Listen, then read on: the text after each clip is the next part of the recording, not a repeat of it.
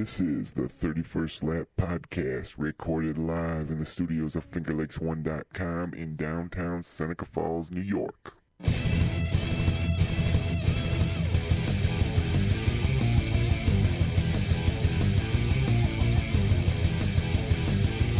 And now, your hosts, Rich Post, John Bonus, Mike Mallet, and Chris Marquardt. Good evening and welcome to this edition of the 31st Lap. I am Chris Marquardt. Joining me in the studio tonight, we've got everybody, John Bonus, Mike Mallet, and Rich Post. Guys, thanks for making the trip out. Yo. We are coming to you from the lavish FingerLakes1.com studios in Seneca Falls. Welcome to the 31st Lap. Thanks for joining us.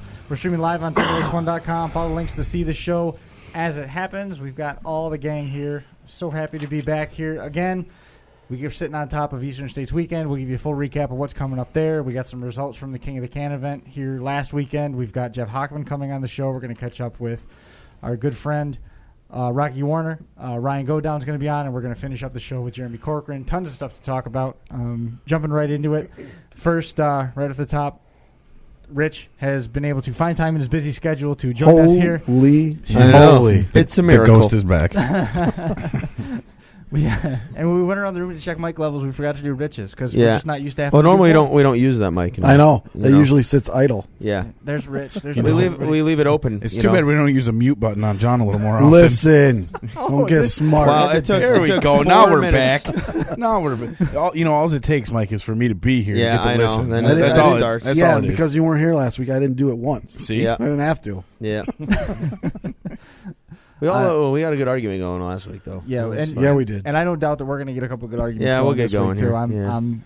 I'm planning on it. I'm sure that we're going to get. Hoping. We plan on picking a fight, Chris? Yeah, buddy. Well, no, I wasn't going to plan on picking a fight, but I mean, if you want to volunteer for it, we can. I'm always up for a good fight. Yeah, it's always entertaining. A security guy who likes to fight? No, go on. Yeah. No, really, I don't like to fight. Oh man, well, so have we got Jeremie Corcoran on the line yet, or no? No, we're going to Hachmann, him, right? right? We're going to go with Jeff Hachmann. I misspoke. Out of the block. And I will go get him lined up right now. Okay, so we're we got 23 live viewers already. So we're already got the trash talk starting. We're getting right into the Hachmann area on there as well. Yeah. Already trash talking, and someone is agreeing with Rich. We need to mute John's mic. That's terrible. What the hell? Wow. My legion of fans is back. Yeah, both of them. I was going to say one, but that's okay. Yeah. Yeah, he was giving you some credit, though. You know, he was being nice to you. Legion, huh? Don't walk in front of the camera. Mike is going to be very busy. I inadvertently just left you out for your yawn. Thanks, Mike. No problem. I'm okay with it. I'm tired. Wake up, dude. I didn't get a long enough napping today after work. It was only. You should have slept on the way here. I thought about it. Now we start talking about racing stuff, then I can't fall asleep. What'd you talk about on the ride out? We were talking about Eldora, and then we were talking about. We were talking a lot about. We talked about everything that the we news pretty much this week. talked about everything that we're going to talk about today. Yeah, but we didn't really get into the. Rich, close the door. Yeah, you're letting the light in. Close the door. What happened with the phone? Where are you with the phone? I need that phone. Right next to you, Mike. Oh, you need your cell phone for the phone number. Yeah, I forgot the number. You should have wrote it down. Yeah, so we did that. What else? We talked about Brockville. We talked about Eldora. We talked about the new Cup stuff. And, again, all stuff that we'll get into later on. All kinds of news this week. Yeah, all the news. Big there's news. a lot of... there's been a lot going on. Danny Johnson news. We'll DQ, get into that. yeah. The DQ. I mean, do we want to dive through results now? No, let's not do any of that now. Let's save it for later. We have that, and then we have... we talk about Darren Pittman possibly being DQ'd at Williams Grove for fuel. Yeah, you were just saying that. Yeah, just so that there. we got that. I mean, you got that big stuff. Then Eldora has expanded their shows to 3 days now. Their two big late model shows are now 3 days instead of 2 days. Freddie's got a ride now. You tweeted, I think, the other day. Fred Rammer got a ride in the Cell Motorsports 20S. I mean, it's a great week of silly season news. Lots of stuff to talk about. Right? Is that what they call it, silly season? I guess. Yeah, I guess so. You know. And then what else? Let's see. We could talk about Bobby Varin is in the 66 car, the Atlas car at Eastern States. Yeah, they got a pretty good record in that race. Yeah, so he's running their car both days. Yeah, so that's pretty cool. Pretty neat. What's up? What's the matter? Somebody online says that Danny wasn't disqualified. He got to keep his win. It was merely a suggestion. You know what, though?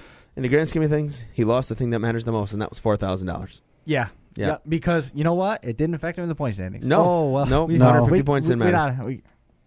He's still got the damn trophy, though. I don't understand it. Yeah, well, you don't get money, you don't get credit for a win, but you get a trophy, and you're still listed as first place. Hey, everybody gets a gold star. Everybody gets a trophy. Isn't that society? No points, no money. You get slapped on the wrist, but yet you still got a trophy. I don't understand it. I don't know. That's how it works, man. It's the NASCAR generation. Yeah, it doesn't make any sense. You can win a NASCAR race. Illegal. You can win a NASCAR race to get fined $50,000, dock 25 owner points, and the world still knows you won the race. Exactly, it's ridiculous. It don't matter to me. I don't care. I don't think it don't matter to me either way. It's not the right way to handle things. It's just it gives more people. Now my question is here's an interesting question. He got fined $4,000, right? So does that mean the race paid $4,000 to win and he lost the $4,000, or does that mean he never got paid the $4,000 and now he has to pay $4,000 more before he can race again? They probably took the purse money. Yeah, right. Because that's what it was to win. Okay, yeah. Ken says they kept it. Ken says he just agreed with John and he might have thrown up in his mouth a little bit. That's awesome. Oh well, that's life. Gotta love the live chat. I do, man. That's one of the things I love most about this show. A big thanks out to everybody too. By the way, they made us. We eclipsed the 100 mark in live viewers last week. That was pretty cool. Yeah, in live chat. That's nice. Yep. We're taking it up a notch. Joining us on the air, Jeff Hachmann from DIRTcar Northeast. Jeff, welcome to 31st Lap yet again. And how good are you feeling now that Super Dirt Week is behind you? Is he there? You want to go? You want to hit Jeff, this? you with us? You with us, man? Did you hit the speaker, bro? Uh-oh. I hear clicking. That didn't sound good. Oh! Whoa! Take that away. No longer with us. Okay. Get him back. Call him again. It's like our first show. Yeah, I know. We got first time. Yep. First time. We got somebody that is watching this show for the first time right now. Sorry about that. Must be Rich is back. Yeah. Listen. Yeah, there it is.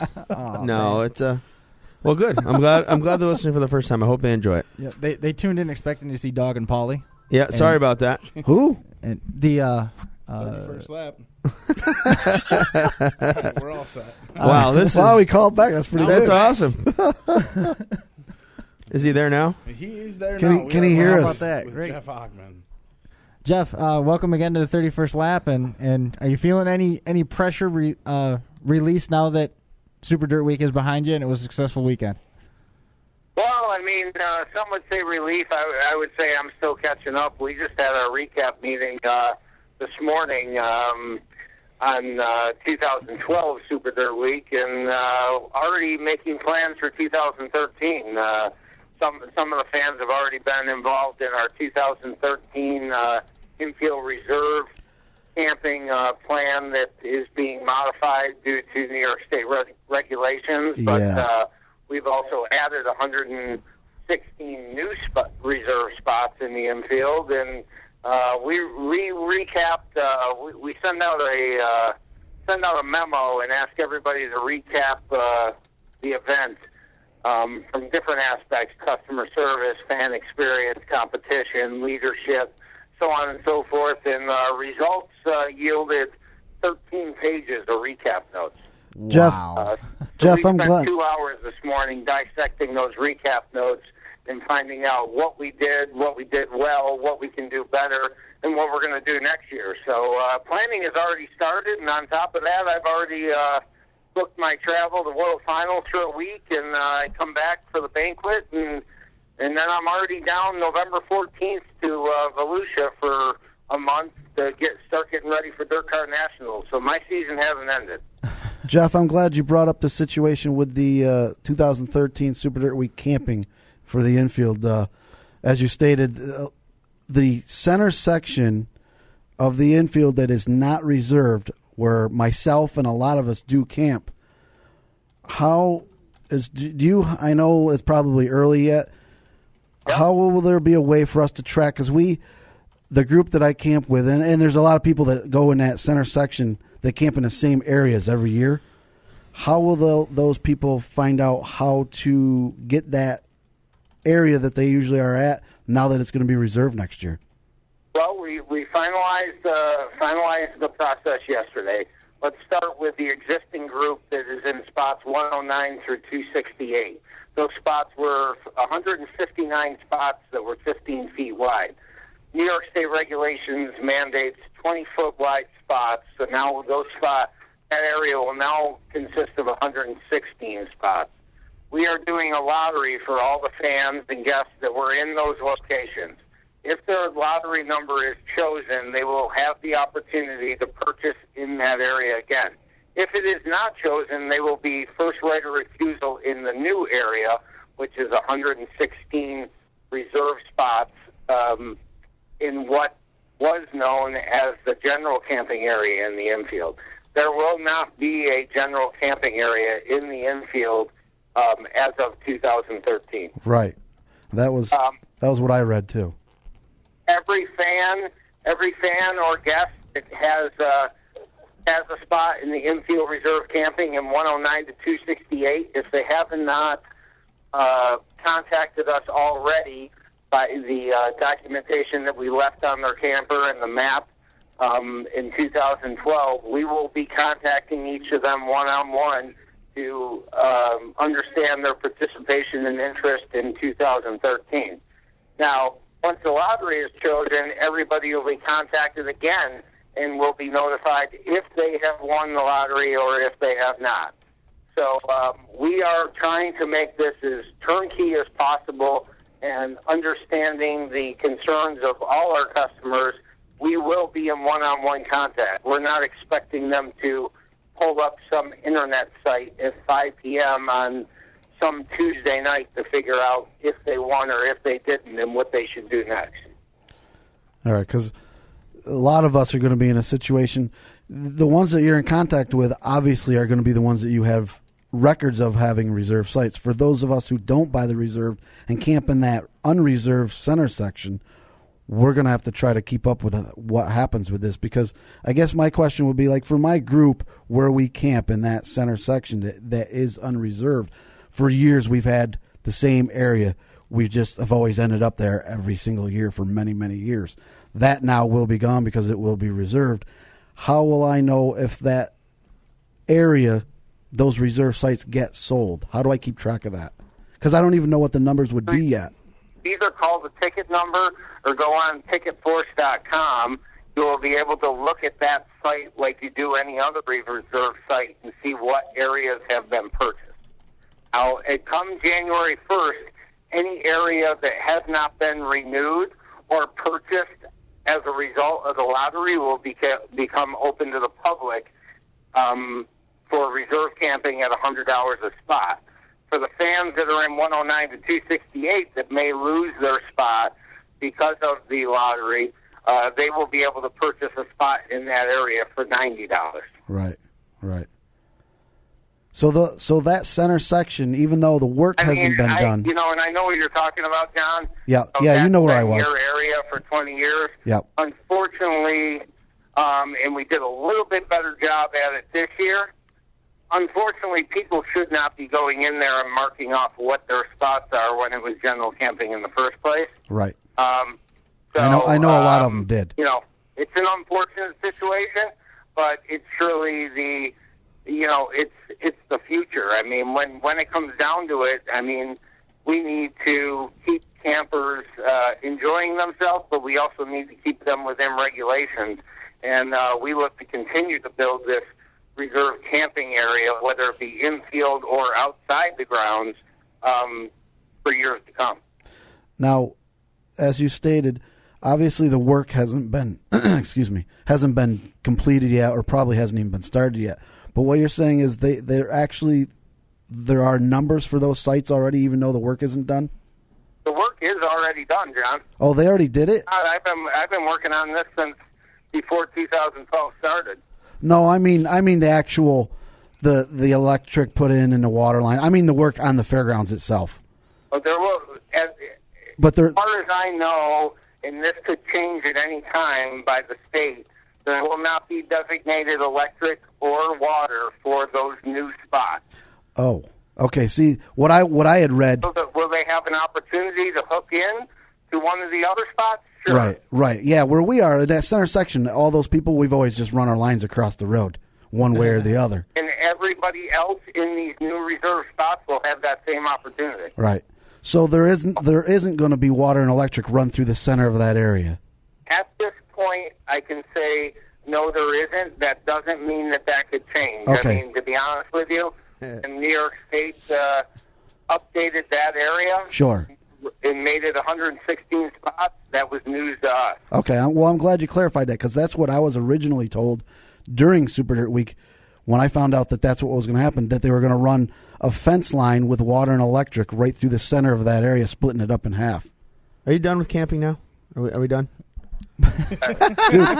Sorry, Jeff. No, I got to bust on John. I'm glad we got him on here to talk about this, because there's a lot of people in the same situation that I'm in. Yeah, because we don't know what to look forward to come next year. We've got 11 months to figure it out. Yeah, we'll be good. Yeah, but it doesn't sound like I do, because January 1st. It sounds like the deadline is coming soon, not 11 months. There you go. So, more important. The deadline's coming soon for the people that are already in existing 109 to 268. Right. This process will be complete by December 3rd. Right. You go on Dirt Track Digest, you'll see that the thread that was started by Kimmy, I responded with the exact process last night. Okay. Sweet. Very good. All right.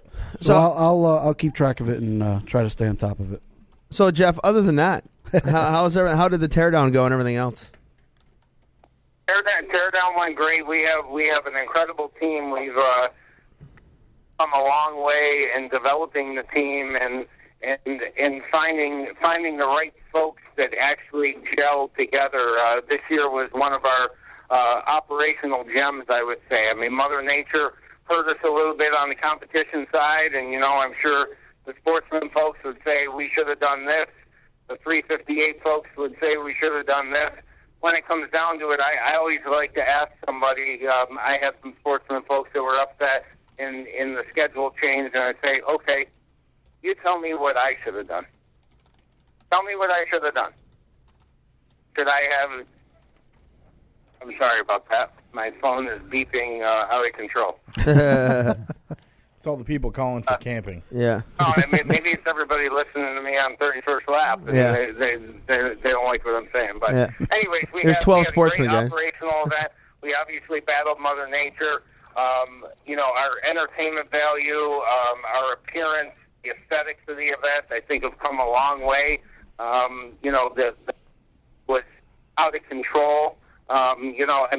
Even you guys coming on board and covering, at the satellite events and covering at the event. I mean, it's just the support has been awesome, and I really think the big event status is really coming back. Yeah, I had a good time. I had fun. I enjoyed the... we had a record car count. I mean, for anybody who was in the pits and saw the mass confusion, or I would say controlled confusion, it was out of control. That was a pack. It's awesome to see the support and see the number of competition or number of drivers and number of teams and the different divisions. It was awesome to be a part of it, to be a small piece in the planning. Well, good stuff, Jeff. Well, thanks for coming on, bud. We don't want to keep you too long, and we hope you enjoy yourself. I'd love to come on throughout the off season. I'm sure there's lots of questions. As many of you know, and feel free to give out my office number. I will answer any questions. Everybody has a specific question or a specific idea of what something means. I'm not. You know what? I have no problem with being critiqued, as long as at the same time somebody's telling me when we're doing something right. So, feel free to call with any type of concern, and we're here for you 24/7. You got it, man. All right, Jeff. Well, hey, man, thanks a lot. Good talking to you again, and I'm sure we'll chat with you again here throughout the season. Thanks, Jeff. Talk to you Good soon. catching up with you, Jeff. Later, Jeff. You got your I'm glad we had him on because you got your camping figured out now. Up a lot of. Yeah, well, he was. There's a lot of you us. could tell Listen, there's a lot of us that are in this same. He's having a nervous breakdown. I understand, but he's going to lose it. He's like, "That's my spot. That's my spot." That we've camper has wheels, John. Because the same. All the people that camp in that section, it's generally the same people every year after year. So everybody goes to the same area. So nobody's ever really bothered that area that we're always in. It's going to be interesting. And now it's going to all be labeled as reserve. How that so changes everything because the way it sounds. Unfortunately, we didn't know that there was going to be a rehash of this. Otherwise, I would have made diagrams. Yeah. You could have put the diagram up. Oh, I would have put it up. Yeah, why didn't you? We could make the animated overlay. It's like you can no longer camp here, but you can camp here, and there's going to be water here. I wonder how they're going to do... I don't see what everybody's so worried about with water anyway. I'm glad that he brought that up because now he clarified that right now there isn't going to be a fence line with water and electric. We were told that there was. Well, it sounds like everything in the infield is going to be reserved. Yes. There will be no general camping anymore in the infield. Well, that sucks for people that have always camped in the same spots. Like, we hung out on Saturday night, too. Like Martin's always parked over there in Bobco and all that gang. They're always in the same spot. I'll be honest. So where are they going to go? I don't see how in the world we're going to be able to get that particular You're probably area. not going to because that's a prime and location. even if we did, we're not going to be able to take up the same amount of space either. No, they weren't. They were in the infield over in 3 and 4. You don't remember. Because we took up a lot of extra space for 2 or 3 campers. Right. Plus, we you know what you can thank for we all had like this? 4 or 5 you know cars who you can thank for that all we this? parked in there. So even if we got that area, you're not going to have all that space. Listen, thank the friendly folks at the New York State. At New York State for all their fine Believe work. Me, I know. Their fine work making regulations. I know this has nothing to do with DIRTcar. No, nothing. Absolutely in nothing. no way, shape, or form am I blaming them. I know it's all 20 minutes. I know it's all state regulated. We're still talking about camping. Isn't that awesome? Well, it's going to be an issue come next year. Well, come to January 1st when everybody tries to get their spots that they want, and then they're already booked by somebody else. Yeah. What about the Voodoo Lounge? What are they going to do? Well, I'm not sure about that whole, like you're talking about Kenny Martin, where he's over. No, he just said. I don't know about that area. He just said there's right now no reserve. It's the center section. No, but he's saying there's going to be no general camping in the infield. I know what he said, but I would actually.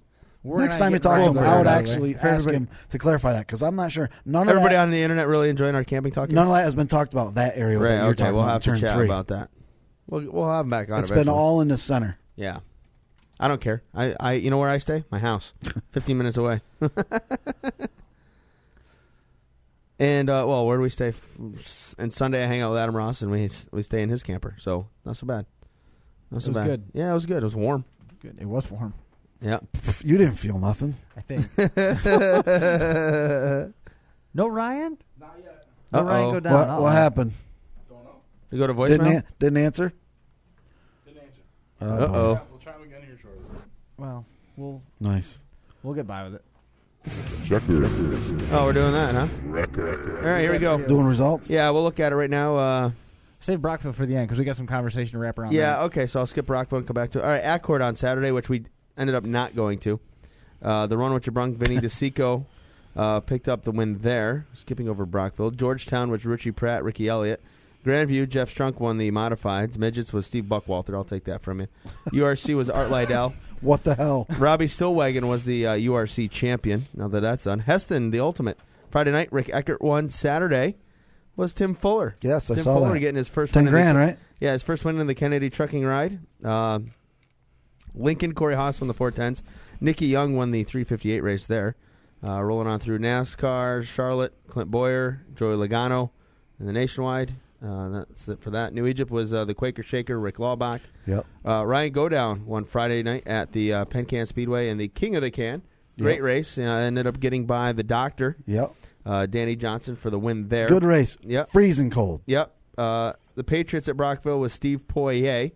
Port Royal Speedway, Greg Hodnett, 16th win on the season. His goal at the start of the season was to double his win total from last year, which was 8.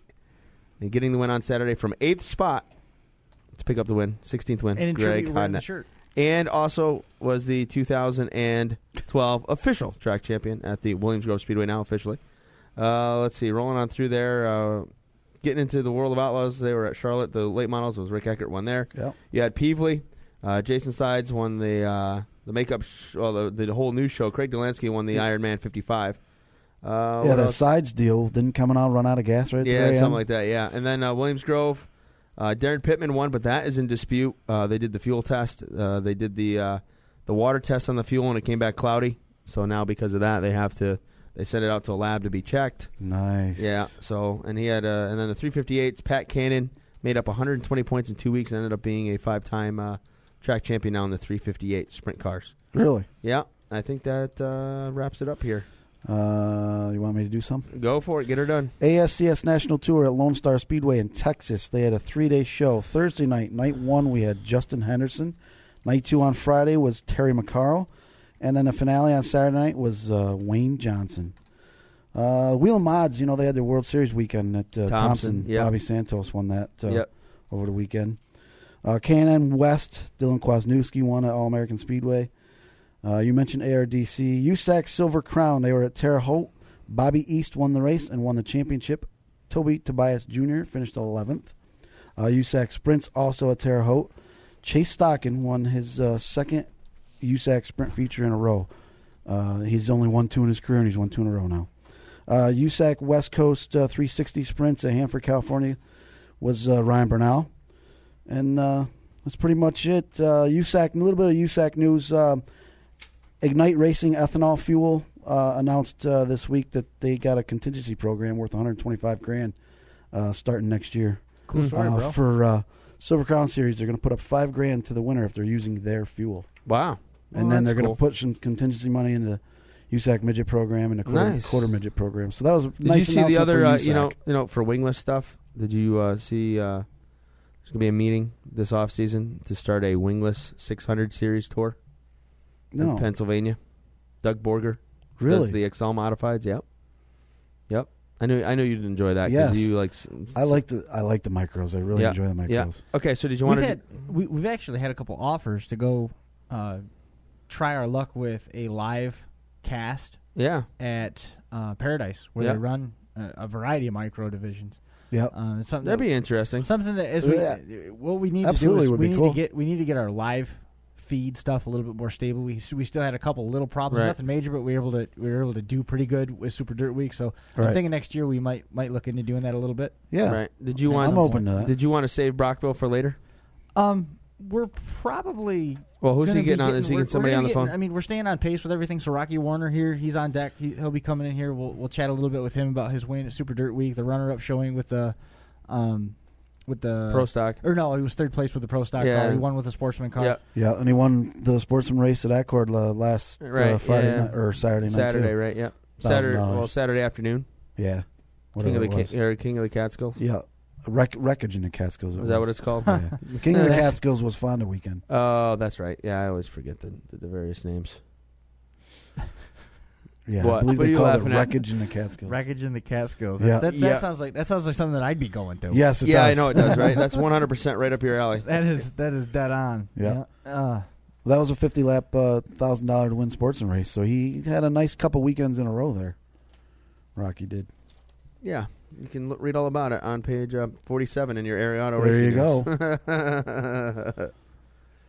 I got nervous there. We got Rocky Warner coming up on deck here in just a minute. I thought that I put down there that on his ID tag for the overlay that he had won the Pro Stock race. Yeah. So I had to run in there real quick and make sure that thing didn't disappear. Yeah, 50 laps, Spec Sportsman feature. Yep. Nice. He's talking to somebody out there. I hear Rich talking to someone. I don't know if he's talking Who to was he going to call? He's Go Down or Rocky? Oh, Go Down, I guess, is out for the moment, but he's getting Rocky. Okay. We had a suggestion here. This is actually something that we've talked about, and Mike and I have traded some texts about this. We've also talked a little bit with the one and only Adam Ross from Dirt Track Digest about this. We should do a show at Parts Peddler. When is that? Middle 10th? of November. Mid-November, yeah. 10th Should or be in 17th. your area auto probably. We could camp out in the ARN booth. Yeah, we could. You know, that might be something fun. Yeah, we could Something to do. look It's possible. All things are possible. Oh. You don't ever. There's no demo that weekend? No, we're done. They don't do those in the ice? No, they do. I mean, it's we can do ice racing. Yeah. Oh, then we could go watch Matty D. Yeah. Lake George. Lake George. There you go. So making his first ever appearance on the 31st lap. We got Rocky, do we? Rocky Warner, welcome. Rocky, did we lose you? Are you there, man? Yeah, I can hear you a little ruffled. There right. we go. We got it. We'll boost that up for you. Rocky, right off the top, you had some huge wins here in the postseason, if you will. Talk a little bit about those victories and how the season's been with the Sportsman car. It's been good. We kind of this year it was our first full year in the Sportsman's only, and then we focused on. Last year we did a little Sportsman at Glen Ridge, and then this year we kind of went full blown Sportsman, and we had a decent season. I wouldn't say it was a huge success. We had some struggling finishes here and there, and then we had some wins. So we weren't totally disappointed going to Syracuse, and then we won the last big race at Fonda, which was usually McDonald's weekend. It was a Mohawk weekend, whatever it's called. leading into Syracuse, and then with Syracuse, it was kind of a, I would say, we didn't expect to have what we had happen. You know what I mean? Well, I mean, you had a great week up there. Hear me? Yeah, we got you. We got you. Yep. You had a great week up there at Super Dirt Week, winning the Sportsman race in a thrilling show, and then on top of that, coming up with the top 3 finish in that Pro Stock race. What is more fun to race on the mile? Do you prefer the Sportsman now that you've had the chance to be behind the wheel with it, or do you prefer the Pro Stock? Honestly, I mean, I like racing with Sportsman, but the issue I have with the Sportsman is that with the crate motor, and the rev chip the way it is, it's really hard to beat them like other people. You know what I mean? Because everybody has the same motor. Everybody has, the suspension is way too good for a crate motor engine to hook up. You know what I mean? You hook the motor up so well that it's hard to pass a lot of guys. We had success running a different line that them guys didn't run up front. And we got very fortunate for that to happen. You know, if them guys had started in the back, they probably would have found the top line early on, and I would have been, in a 5th place finish. You know what I mean? But I enjoy racing both. I like the Pro Stock. That's where my heart is, full fender racing. I like it, but we've done so much in the class. I felt it was time to move up. So I mean, really, to like one or the other better, I think the Pro Stock has more quirks because you can't hook the motor up as easy. The suspensions aren't meant for, to have a lot of horsepower. So it's kind of one of those deals where it takes a pretty good driver to do good in the Pro Stock. You know what I mean? The Sportsman, not saying that the drivers are any less of a driver, but you have to, if you can get a good setup car and a decent driver, you're going to have a real fast combination. You know what I mean? Now you fast forward to the event up at the Catskills race. You just Accord. I completely blanked on that. Yeah, it happens. Yes, he won the 50-lap show at Accord on Saturday night. I mean, how did that compare to winning and your setup and your combinations and stuff like that you had at Syracuse? Did you pull the crate motor out and put in a standard Sportsman-style engine that was going to put a little bit more horsepower down so you could take advantage of the suspension? No, that was a spec Sportsman motor. That was a spec Sportsman race. It was all crate motors. And we went down there with a totally different car. So we have 2 different cars. We have a traveling car and we had a car we ran at Fonda. The car we ran at Fonda all year is the car we took to Dirt Week with us. So that was for that. And then we have another car that's a little bit older. We run for traveling shows. And we didn't want to take the Syracuse car to Accord. So we just ran that car down there, and we got down there.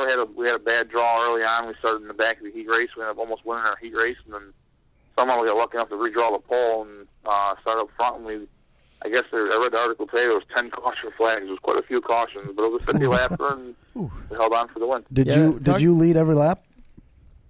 Yeah, we led every lap. Yep. Nice. They talk about 2 different driving styles. Go from the mile, flat, wide, and Accord. on the gas to Accord, quarter mile, banked. And definitely a little bit more challenging, per se, than a mile, in a different way, of course. Rocky, Eastern States is coming up. Any chance we see you down there this weekend? We're actually, I was waiting for your phone call, and we're heading out to go load the car up tonight, and we're leaving tomorrow morning. So are you running tomorrow night's the Spec Sportsman race, or are you going to run the Pro Stock race? No, we're not racing the Pro Stock. The car I drove, the guy that owns it is actually on my pit crew. He's actually going to race his own car. We're going to try to qualify our crate Sportsman against the Open Sportsman on Friday night, which will be tomorrow night. And then we're going to run the same car. We'll probably rescale somewhere down there and then run the Spec Sportsman race on Saturday. You mentioned running with the motors. You've had some success this year doing that, too. I know you came to Utica Rome a few times with the Spec car and were able to be pretty successful. Why do you think that is, considering the horsepower difference and everything else that goes into it? I think it's exactly like I said with the reason why I get frustrated with the crate motor. Everybody has a crate motor. Everybody don't have a crate motor in the Sportsman, the Open Sportsman. Some guys have 400 or 500 horsepower, and they're having a hard time hooking it up. You know what I mean? Mm-hmm. So it kind of goes along. I think that's where I've noticed a lot is a guy will come in down the straightaways at Utica. I was getting killed, but in the corner they could go almost wide open, and they were slipping up, and I'd be driving through, and then. Once you get by a guy in the corners, they get kind of flustered, and they might mess up the next turn, and you kind of complete your pass. Did you miss, you mentioned you drove that other car, the 715 car there at Syracuse. Did you miss having your old reliable car that you were used to driving, the car you won the last couple of years with? Yeah, Yeah, I did, definitely. I mean, that car was definitely my car owner doesn't give me any junk to race, really. You know, I get some good stuff to drive, and them cars were great. The EMS cars were awesome. I've actually tried talking him into selling that car and buying an EMS because a lot of guys like those Canandaigua cars. I had one when I first started, and I got an EMS afterwards, and the EMS has been, it was like so fitting for me, you know what I mean? They're almost like too easy to drive, you know what I mean? They're real good handling cars. We would like to have that car back, but for one race, you know what I mean? It was the sponsor, the crew guy, you know, stepped in, he helped out, he chipped in, paid for everything, bought the car, you know, it was his deal, so I can't complain. I thank him a lot for, you know, letting me run his equipment out there. You know what's remarkable about Super Dirt Week, you know, is that he's won the last 3 years in a row now on Sunday. Yeah, that is impressive. That's something that a lot of people can say, right? Right. That's very true. Yeah, it's been an awesome. I mean, it's been a dream up there. I mean, you know, I went to Syracuse for 2 years before this, and a lot of people don't really pay attention to it. But for 2 years, I went home early. You know what I mean? I didn't go. I didn't get the race because there was 60-something pro stocks, and I didn't have good equipment. I didn't have a lot of knowledge, and I went home early. You know, I got some good helping with setups and we you know, and going forward, and like you said, we won 2 pro stock races and now a Sportsman race. And right. I think he might be, you know, looking back, he might be the only driver that has ever won the pro stock and Sportsman race. Yeah, and the Sportsman race being on Sunday. That race has never been run on Sunday before. Right. No, it's normally on Saturday. He needs to race on Sunday there because he's got it. He's got it down pat. Right. Yeah, definitely. After you get that many laps on the track, it's just his style. Yeah, definitely. It was a ton of fun watching him dive bomb the corners, man. Yeah, I didn't get to see the it. Pro Stock race. It was great. That Sportsman race was fantastic. I know. I got to watch it through the chain link fence, waiting for Rich to finish talking to every person he's ever met on the planet and make his way over to the Batmobile. Rocky, after this weekend, is that it for you then? Is the season going to be over? Well, I was looking on the schedule, and I was talking to a few guys, and there's I think there's one more race left at 5 Mile Point, I believe. Mm-hmm. As long as everything comes out of this weekend okay, I'm not really sure. The car I've been talking about, he might sell the car we travel with, you know. So if we do sell it, you know, obviously I'd rather sit home and not try to take a chance of wrecking it, you know what I mean? Mm-hmm. But if we do, if we don't, I might go down the 5 Mile Point if everything goes well this weekend and give that a try. I like small track racing, so we'll see what happens. You know, you bring up the small track racing. How excited were you to see that Glen Ridge isn't going to close at this point? It was announced Pete Dimitrazek going to take that over. Yep. I know that's your Friday night place to race, or Sunday night, depending on what whatever night they figured out. But he did say they're going back to Friday nights. Is that good for you? It's honestly, we've got so many things. We're trying to outweigh the options right now. Like I said, right now we're presented with the possibility of selling one of the cars. The guy's been asking us about buying it. If we sell that, we got to buy another car, and we're probably going to buy a newer one or a brand new one. So that's going to be a cost factor. We're talking about the possibility of getting a modified motor and maybe going full-blown modifieds or going part-time modifieds next year. So there's a lot of things we got to sit down and hash out. My car owner really likes Malta, so being on Fridays, for me, being at home, you know, so close to home, I'd love to go there. Right. Not saying we're not going to go there, but the problem is that you got to go where the car owner wants you to go. You know what I mean? So if he wants to go to Malta, I guess we're going to Malta. If he wants to go to Glen Ridge, we're going to Glen Ridge. You know what I mean? So that's what happens. You know what I mean? It's still early here. We haven't finished this year yet, so we got to sit down and a lot of talking to do. Yep. Rocky, you kind of led me into my next question. Was you touched on possibly going modified racing a little bit, maybe in the next year. I was going to ask you about, you did get into a modified during Fonda's McDonald's weekend and ran both days with the modified that weekend. I was going to have you touch on that, what it was like to get into a modified and run with those guys, and about possibly in the future. I tell you, that deal with Fonda driving Stewie's backup car was, I talked to Tad at Utica Rome there last weekend, and he's like, hey, you know, if everything works out all right, you know, I might have you drive one of my backup cars. And I kind of was taken back by it. I kind of thought I misheard him. I said, he just acted like it was no big deal, you know, to me. And that was a pleasure to, you know, have somebody like that caliber with Stuart Friesen type driver behind the wheel, you know, come and ask me to drive a car. I was kind of like, wow. I said, you know, man, and I'm with my girlfriend. I don't think I slept for 2 days after that, you know, when I told about it. But it was nothing set in stone, so I didn't go telling everybody, you know what I mean? Yep. And then we went to Fonda, and the first night rained out, and Stewie was supposed to drive that car the first day, and I was going to run it the whole day the second day. So when it rained out, the race was the next day, he was going to run in the first feature. So I didn't get no hot laps with it or anything because he had to have his seat in it. He approached me the night of the rain out and says, "Hey, you still want to drive that tomorrow?" I said, "Yeah, I'd be honored." I said, "Do you mind if I put my own seat in it? Because I only can fit in Stewie's seat." He goes, yeah, no problem. And he was really accommodating. A lot of guys were like, "I don't really want to change anything." He's like, "Whatever you want to do, go ahead and do it." And I obviously didn't feel I should tweak on Stewie's setup because he's got the place figured out. So right. I just put my seat in the car. Didn't get no hot laps while in the heat race. In the first few laps, I was a little tense and nervous, and we ended up coming back from almost last and got into a qualifying spot and reeled in A.J. Romano and Billy Decker. A.J. was a childhood hero. Right. I went on lap times afterwards and checked the lap times, and we were, out of all the cars that were there on that day, we were in the top 5 fast lap times with that car with me driving it. And the other guys were Stewie, Danny Johnson, Ronnie Johnson, and I think Brett Hearn. We were the top 5. To be in that caliber names. Right. First time in a car, only having 8 laps under my belt, I was super ecstatic. You know what I mean? Yeah. We didn't fare well in the feature. We had some issues with a fuel problem, which was beyond my control. But I ran, like I said, in the feature. I ran right with Stewie and Danny. We're towards the back of the pack, but we all ran a rubbered up track on the same straightaway for 50, 60 laps. So yeah. I consider it a success. I think I had a good time, and we did well. Absolutely. Like I said, I don't know. The modified, we're not really sure what's going on for next year.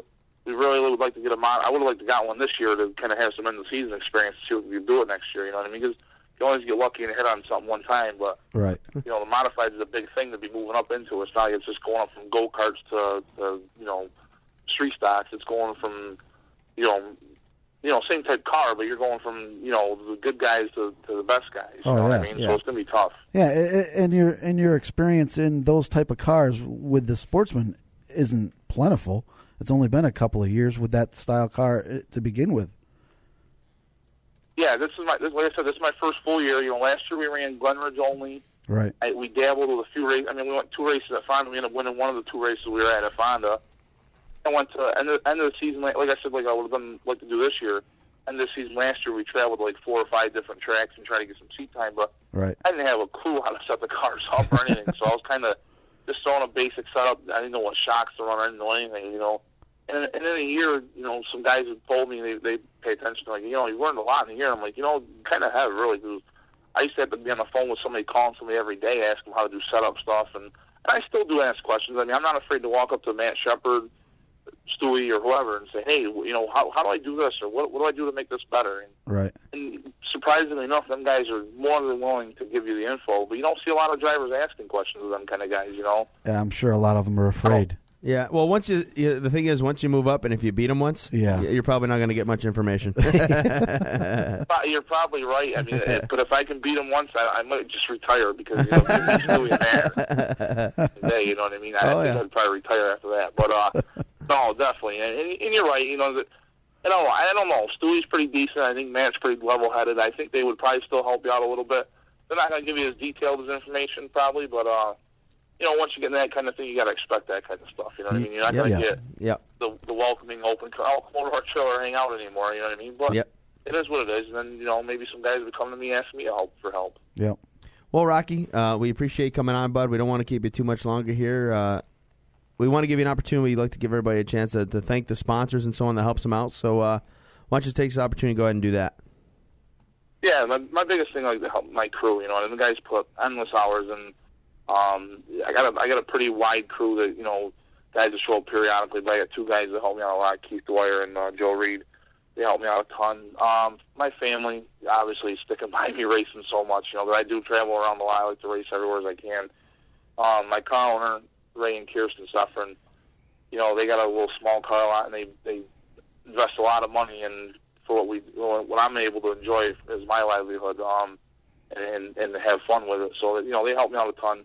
And I got a lot of associate sponsors. I'm probably going to forget some, but RCT Roofing came on this last couple of years and has been huge. Wendy's from Watertown and Johnstown, New York. They've been good supporters of us. Tanner's Used Tires, Don's Towing. Dunham Spring, Bonded Roofing Supply, let's see, LT's Ice Company, Jake Spraker's Used Cars, Andy's Speed Shop, Bicknell Racing Products. Actually, I got to give a shout out to Randy and Bicknell from up to at Dirt Week. I was kind of miserable up there when I was having a rough week with the car running in the back the whole week. So, they dealt with me a lot and helped me out. So just a big shout out to them guys. And really, so there's a lot of guys. I'll probably forget some, and I'm sure I am. But they all know who they are. They help out a ton, and I appreciate it.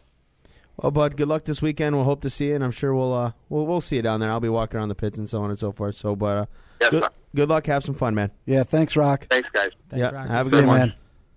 Bye-bye. So, again, Rocky Warner coming off his winner's career week in Accord. He mentioned one of his crew guys, Joe Reed. I know you probably don't know Joe. Joe is an old Nelson four-plane guy. Four-plane guy, huh? He grew up with me. We're like the same age. He grew up with me in Nelson. Oh, okay. All right. So you're both old. Yeah. I'm not old. Yeah. Listen. There you go. There you go. We go. Finally, a listen that didn't have anything to do with me. Yeah. You're not going anywhere. There's been other ones that talking didn't about involve, age this week, are you? Yeah. There's been other listens that weren't involved with you. You just weren't here to hear them. Yeah. How old? Did you have a birthday this week? He had a birthday this week. How old did you turn this week? No, I actually did 40, not. 45, right? Yeah, correct that. You're working on that one. I did not have a birthday this week. I had the 7th anniversary of my 29th birthday. Oh, okay. I no longer have birthdays. 36. Holy buddy. Moly. Man, you're booking What are you holy moly over You know there? what sucks? You're in your late 30s now. Yeah, I know. That sucks. Well, actually, Good 36. grief. 36, you can still He's in consider his middle mid-30s. 30s. Yeah, mid-30s. 37, you're late 30s. Yes. That's the latter part. Not I was till you're gonna bring 37 and a 34, half. 35, and 36. That's 37 mid. is the latter third. You're mid. See, I'm early 30s still. I'm 32. He's in the mid. He's in the mid of the three parts. I was gonna bring cupcakes and I forgot all about that. Yep. I saw the thing on Facebook. I was like, "This is great. Everybody's gonna love that we bring cupcakes." But I forgot all about it. Should have brought a cake with some candles. Been fun. Well, you'd burn this place down with all those candles. Listen, we're not talking about your birthday. What are you, like 47 For now? being the oldest guy in the room, you're talking a lot of crap. Believe me, I hear my share, so I got to throw it out there when I can. I did do another birthday, but we quit counting those.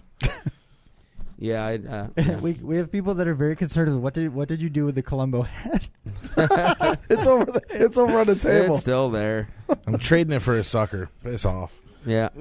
Yeah, he's got Don't tell him to piss off. This is the first time he tuned in looking for Dog and Polly, and he decided to stay and see what the show is all about. And he has been chatting up a storm. He's learning all about racing. Sonny's filling him in on the ins and outs of the show. Sorry about that. and now he decides to break my balls about my hat. Yeah, why not? First time here. Hey, you know what? You're jumping the gun like I did at Super Dirt Week when somebody started getting on Utica. There we go. Yeah, we'll stick it back on it top turned of out the headphones. Good grief. Mike's getting on somebody about Utica, and it turns out it's that fan that hung around for the every minute. That we Yeah, I remember that. Well, he That doesn't give me the whole story. He only gives me a snippet and then I freak out.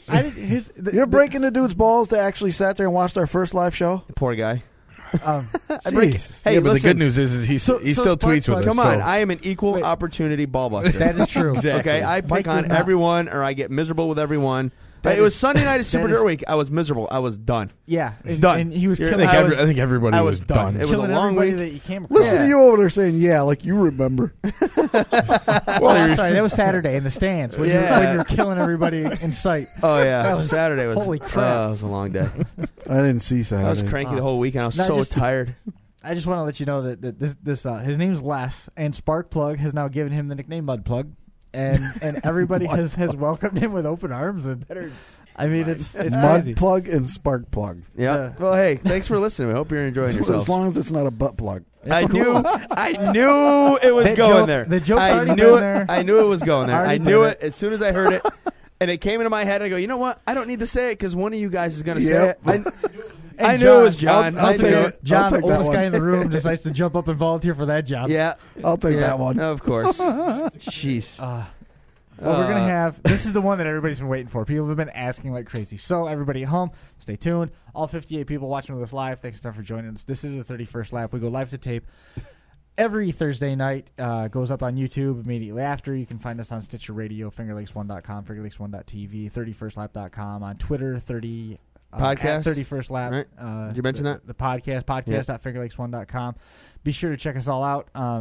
Bob Miller, good suggestion. We'll probably look into that. Jeremie Corcoran, just moments away. Rich is out in the hallway getting some details on that. When you want to get into Eldora news. Don't let me interrupt you. No, we're gonna. Well, why don't we get through the interviews? Then we got all that stuff that we can put at the end. Yeah, I know. Because we got the stuff to talk about Brockville too. So. We're almost we're coming up on an hour already. Can you believe that? Yes.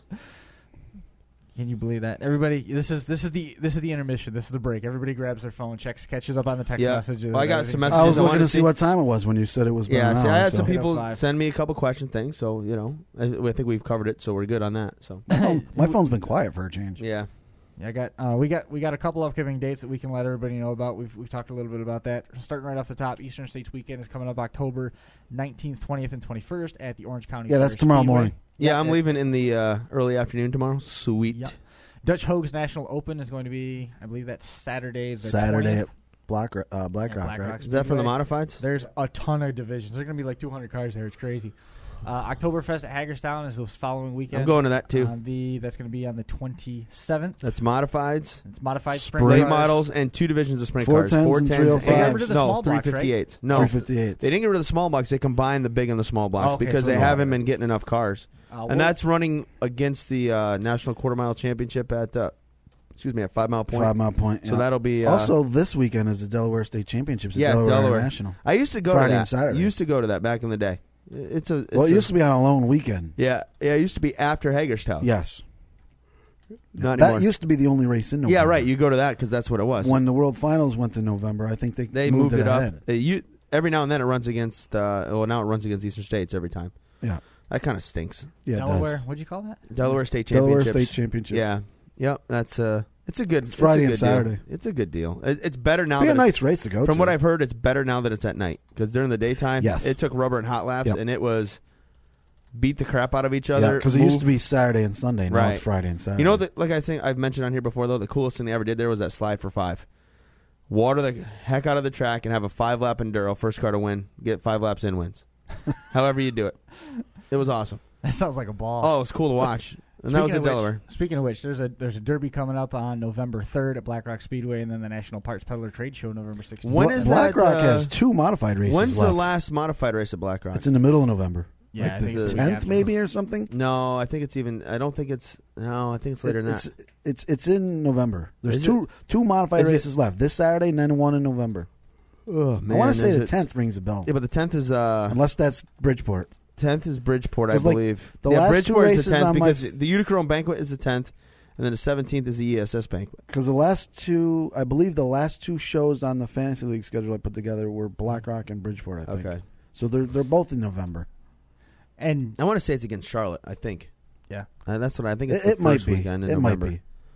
Who knows? I may or may not go. That's one that's on the. Well, what did you say, Chris? The Enduro was what, November 3rd? Yeah, it's the same day as the Enduro. It's got to be that November 3rd. It is the same day. November 2nd. Yeah, November 2nd. I went to that show 3 years ago. It's the same day as the Enduro. Oh, November 2nd. We're getting updates. Thank you, Brian, get your information, buddy. Help me out. There we go. So it's the same day as the Enduro.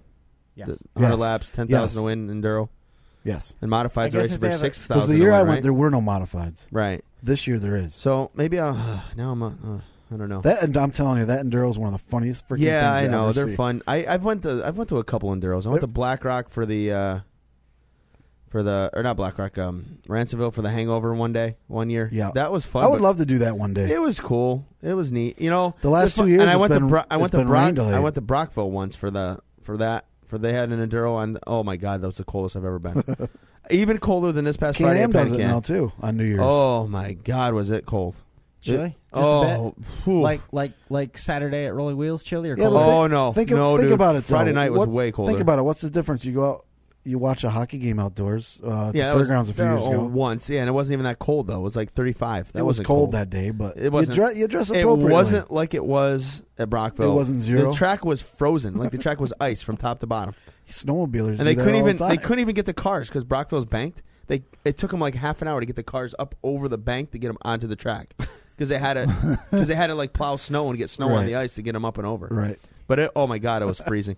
It was like me and 12 other people in the grandstands. It was so cold. I'm telling you though, that Enduro at Black Rock, we went to that like 2 or 3 years ago for the first time, and it was one of the craziest things I ever saw because it was like over 100 cars started that race. Yeah. and they start from like a standing still. Yeah, like a Formula One race. And they just wave the flag, and then everybody they all take off. And the track's covered in cars. It's just crazy to watch. We should put a car together. Oh, I'd love Rich, to do that. We'll have Rich do it.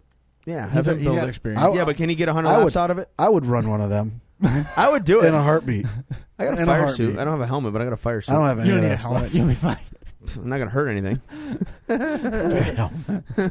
Don't forget your helmet. Yeah, I know. Oh, man. Wow. Awful. You're terrible. Spiraling. I'm assuming he's on the phone. What is he doing? I don't know. Maybe he's having a conversation before he comes on the show. I don't know.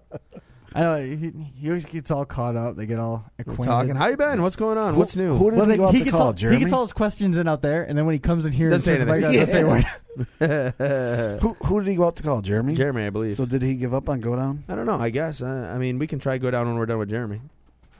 Oh, the door is opening. We're good with Jeremy? All right. Wow. Well, joining us on the air here, Mummy. Yeah, we were just making fun of you. You're out there having your own conversation. Yeah, we heard you on the phone out there, and then we were basically making fun of you, saying how you're going to build us an enduro car. Yep. But then I wasn't sure if it would go 100 laps. So. Got to. I'll make it go 100 laps. Yeah, no problem. 4 miles an hour. No. You ain't got to worry about that with me. That would never happen. Hammer down. That's right. Well, go ahead, Rich. You're up. Take it, buddy. It's yours. Take it. This is all you, bro. This is your interview. How we doing, Jeremy? No, hit the speaker we button. can't hear him. There we go. We're better now because I actually worked with the technology here. There we go. So exactly, I could barely hear you guys. What was going on? So. Well, it's probably for the best. Can you hear us better now? So you really don't want to hear us, Jeremy. We're not all that bright. Speak for yourself. You know, we get into we're going to get into the street stock news that you came out with. You know, you're bringing that division back this year.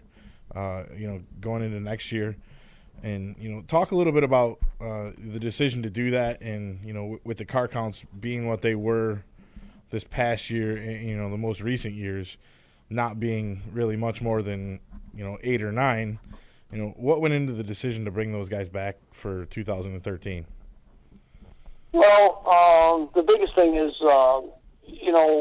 I didn't want to leave guys, just get rid of them, and then guys are hung without being able to sell cars. You know, I mean, that's a bad for anybody to, where are they going to go and race? Because a lot of tracks have gotten rid of these guys, and I've stuck with it for 2 years, and, we had some rules issues, and, this year we're getting everything clarified of what everything's going to be.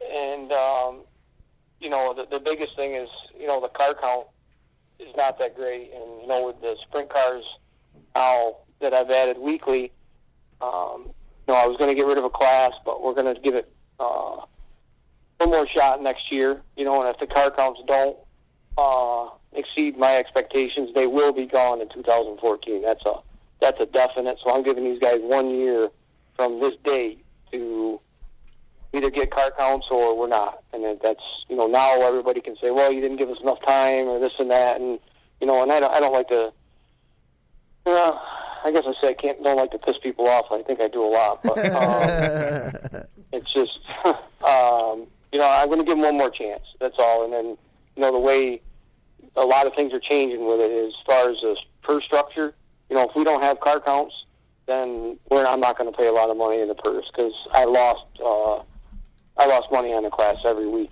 last year. We only have 8 or 9 cars. I don't mind carrying the purse itself, but when you're losing even $20, you times that by 4, that's $80 a month. Times that by 5 months. You know what I mean? So it's any business you don't want to lose money. And that's the way I'm looking at it. And like I said, we're going to give it 1 more year, and if it comes out, I'm not going to shoot out a number where it's going to be this many cars and I'm keeping them, or that many cars I'm not keeping them. We've had some interest in it. Hopefully guys are coming back. A lot of interest in the pure stocks, Sportsman guys, and modifieds. It's just that's the normal. Is what it is with the modifieds. So. You brought up the rule issues.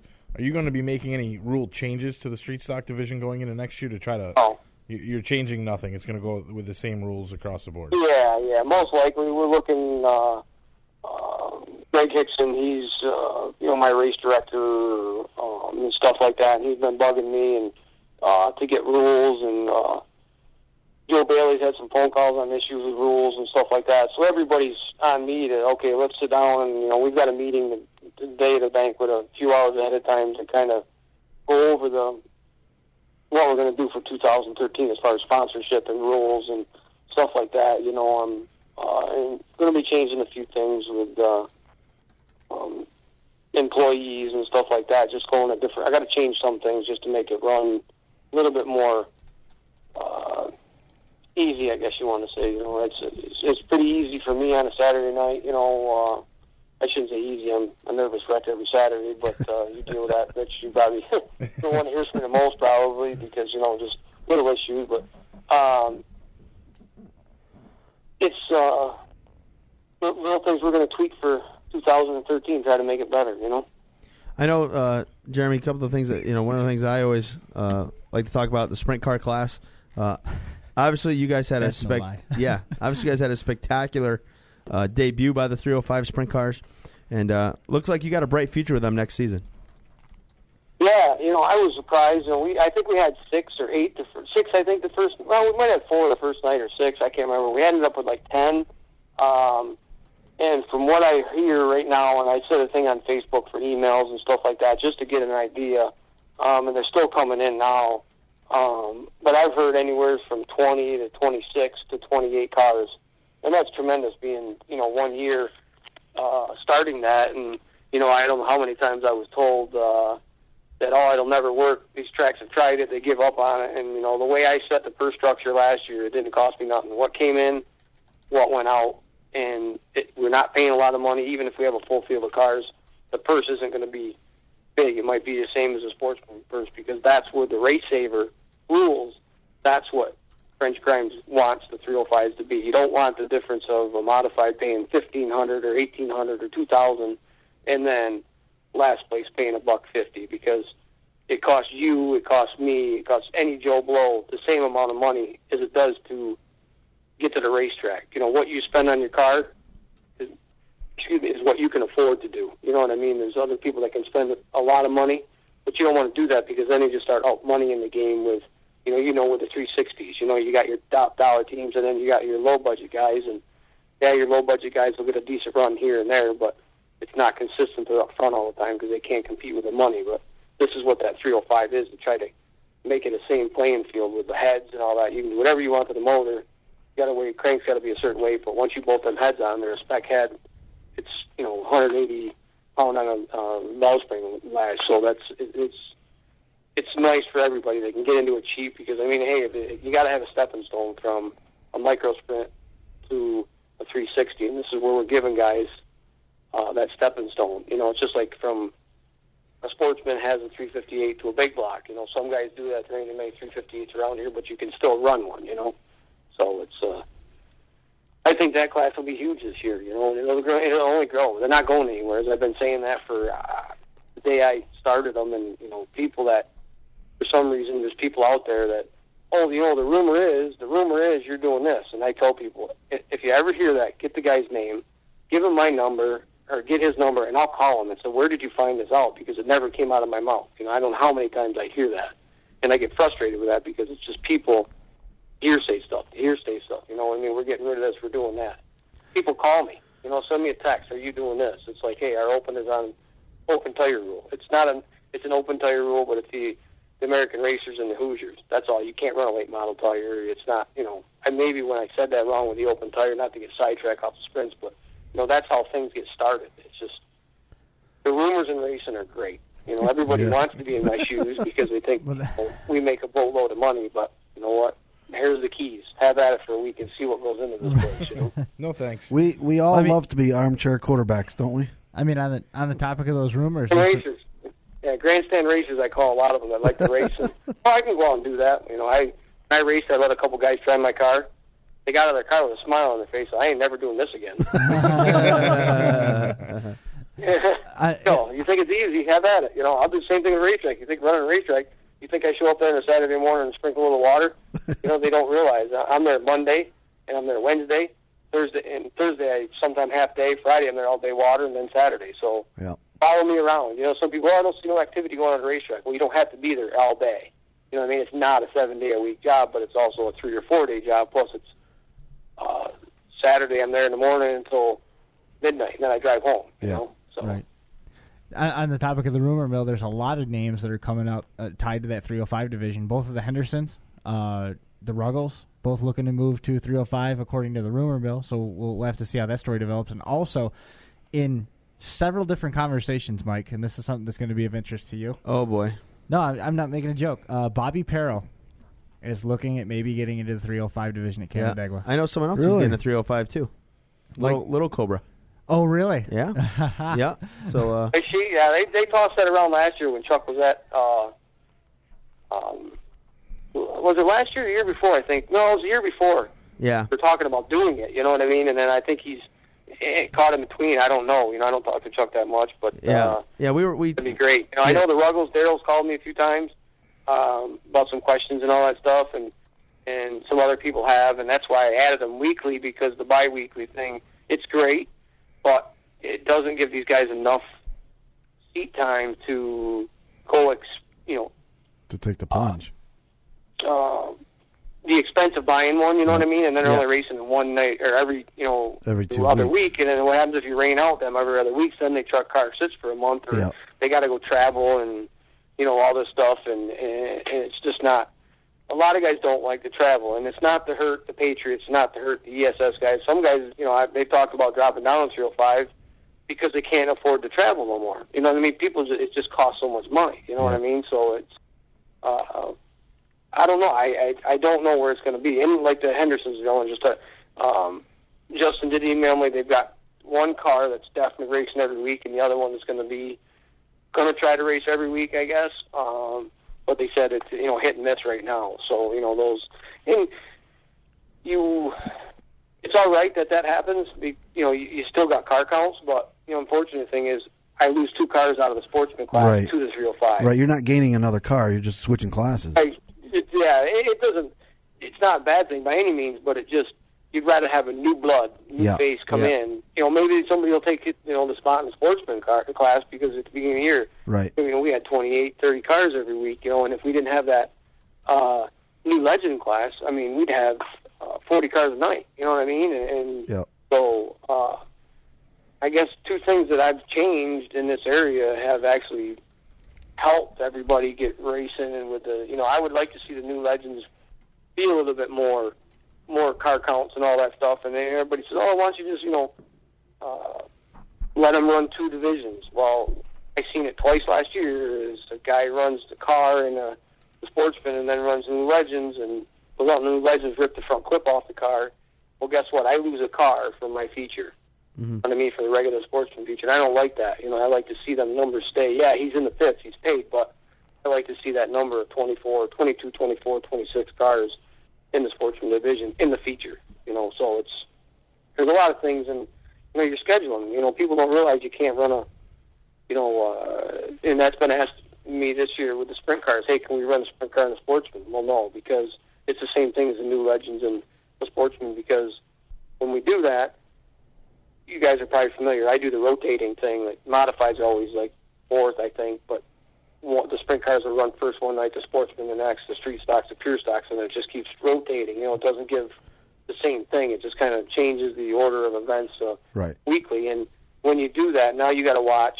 Okay, this guy's running the sprint car, and then he's in the Sportsman, so we can't have him in the sprint car in the third, the first heat, or last year in one heat, say that heat, and then have him in the first Sportsman heat, because we can't wait. I'm a time person, most people that have a radio, when they listen to me, they know I'm a time person, because if I'm standing around and I see nothing going on a racetrack, I go, hey, what are we doing? You know what I mean? Well, that's the way it should be. Well, what's the harm? What's the harm in somebody running one intermittently? I mean, if you know the rotation, the 305s and the Sportsman were side by side this week, then you know that it's going to be open. I mean, is it something that you're flat saying that they can't do, or is it something that they can try periodically?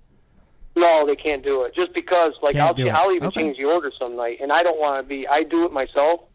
I don't want to be thinking, oh, well, I can't even do it. I do the agenda myself, but then Gary Spade does the heat races, so now it's getting me to do the agenda. It's Gary Spade to say, okay, this guy's running the sprint car, this guy's running the Sportsman.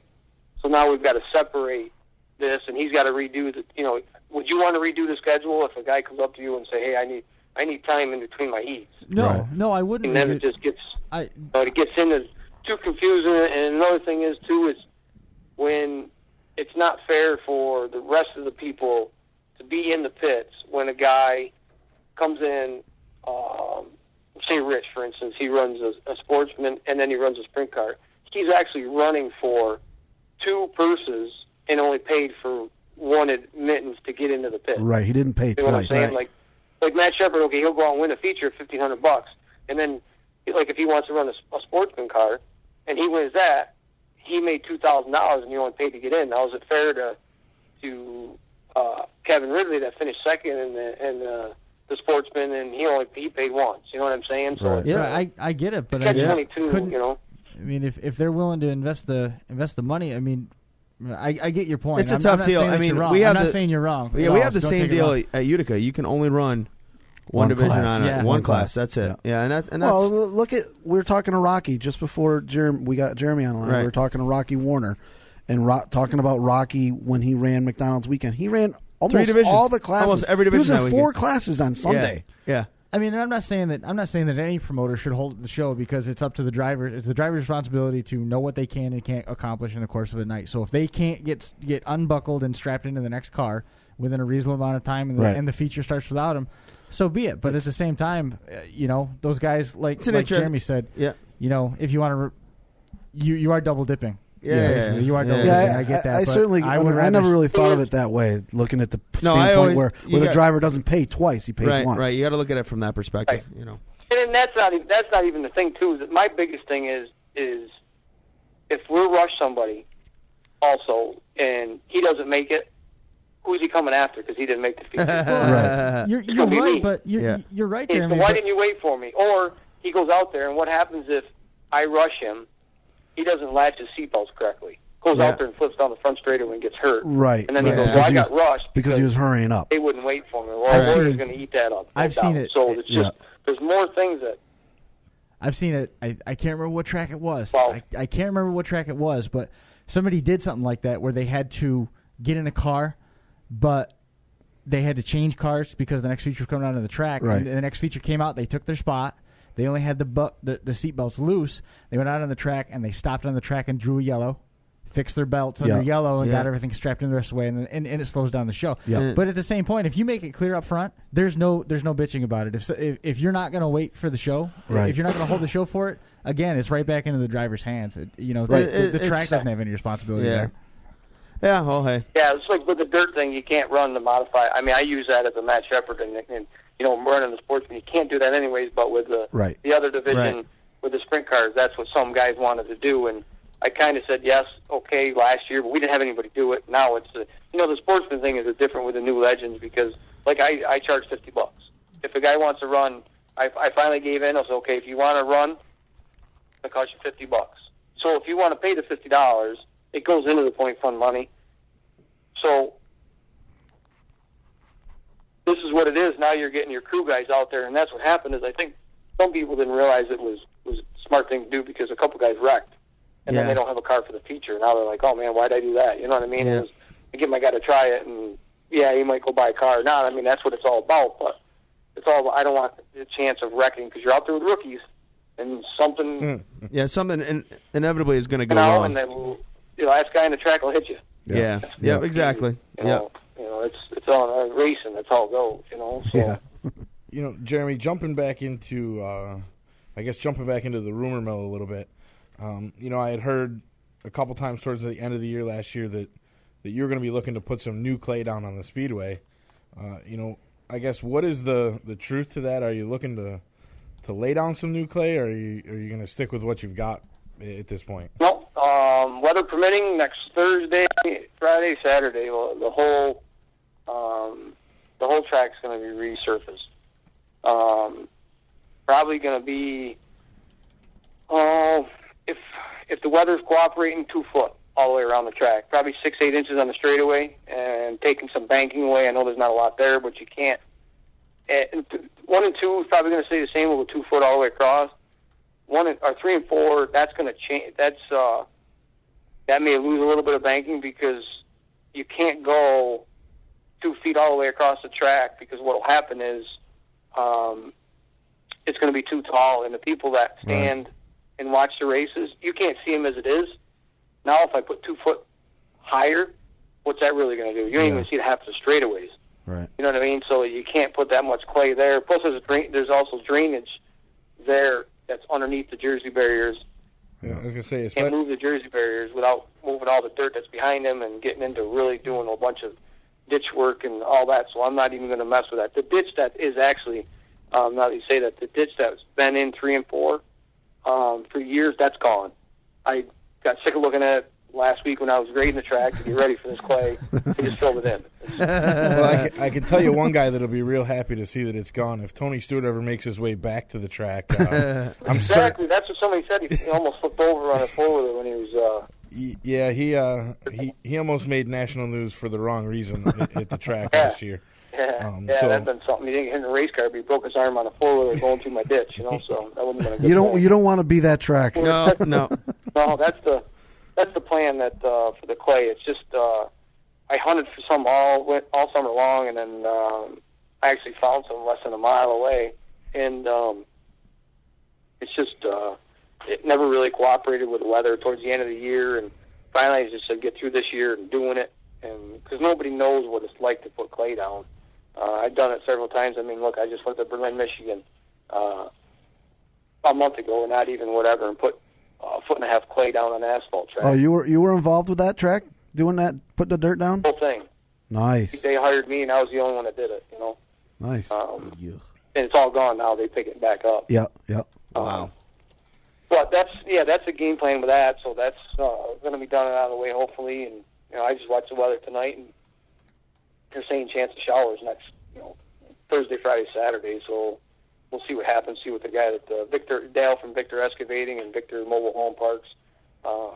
He's helped me out tremendously with the equipment and dump trucks and all that stuff. And we did a multi-year sponsorship with him now to do this clay deal. And he supported the track back in the day. And Bill Turner, he got him back involved with it. So we sat down this year, and actually it was the night of the sponsorship, or one of Bill's night maybe, and talked about it. Oh, excuse me, a little tired there.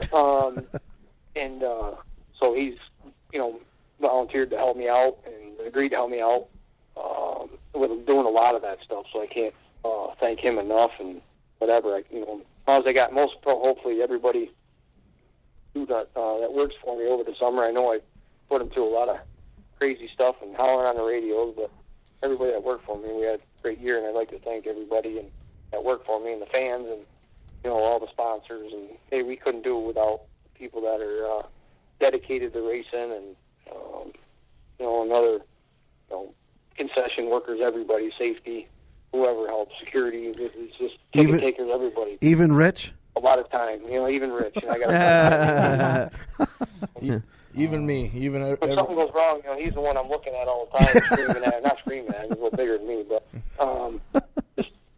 he dealt with a lot, so he knows me. Hey, afterwards, I can lose it on the radio, and after the night's done, everything's good. You know what I mean?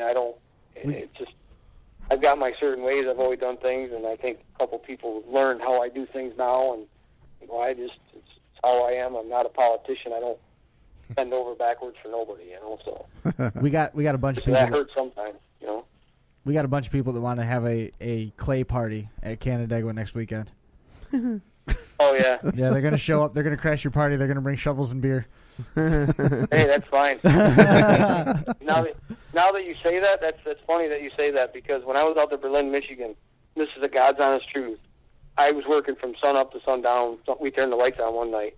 There must have been 2,000 people that came during the days that I was there doing it, just pulling up, seeing what's going on. Just and then to watch. every night after work, 5:30, it was a ritual. Wow. There's 50 people that sat up there in the grandstands and just drank beer. That's me work by myself on the racetrack. That awesome. is funny. Oh, they're watching the grading. You gotta love race fans, man. Yeah. It's funny because I don't know how many times nobody knows who I was out there, and they come out and look at the track, and the moron doing this is not the way you do it, and all this stuff. And I'm just standing there, I'm laughing, going, yeah, okay, wait till you see the finished product. You know what I mean? And it was just comical. If I had a tape recorder, you put it on most funniest videos or whatever, and I probably would win that instantly. The looks on these people's faces when I say, well, I'm the guy from New York. They flew in here to do this. Then they backpedal. I didn't know that, so. It's amazing how quick that happens. I've been called every name in the book, and I'm used to that at my racetrack, so. Well, I'll apologize for that now. Before we get you out of here, Jeremy, why don't you tell us a little bit about your season opener? You're going with a 2-day event to kick the season off in 2013. Why don't you give us a little bit of what detail you do have at this point? Well, everybody does everything at the end of the year. Yeah, your percentages are better to have nicer weekends, I guess you want to say. But I mean, look at the home run of the weather that we had for last year's season opener. Not saying it's going to be the same, but even if we did it in the fall, and there's no weekends really open. No, there isn't. To try to do something that we're really not racing against anybody, that is hopefully they're going to have a couple of racetracks open and stuff like that. But even if I look at schedules now and find out, I just wanted to get something out. Like if nobody races on the following weekend of April, I may move that race from the 5th and 6th to week, whatever would be the 12th and 13th or something, whatever that is. I may move that back a week. You know what I mean? So that's why I just wanted to get it out there. That's what we're doing, a 2-day deal, whether it's the 5th and 6th or the 12th and 13th. But that's Friday is going to be an open tire rule for Sportsman. I just want to do something and see what we'll get for car counts, and we're going to really hit it over the winter time for contingencies. Like last year we had that race, Sportsman race, it rained out.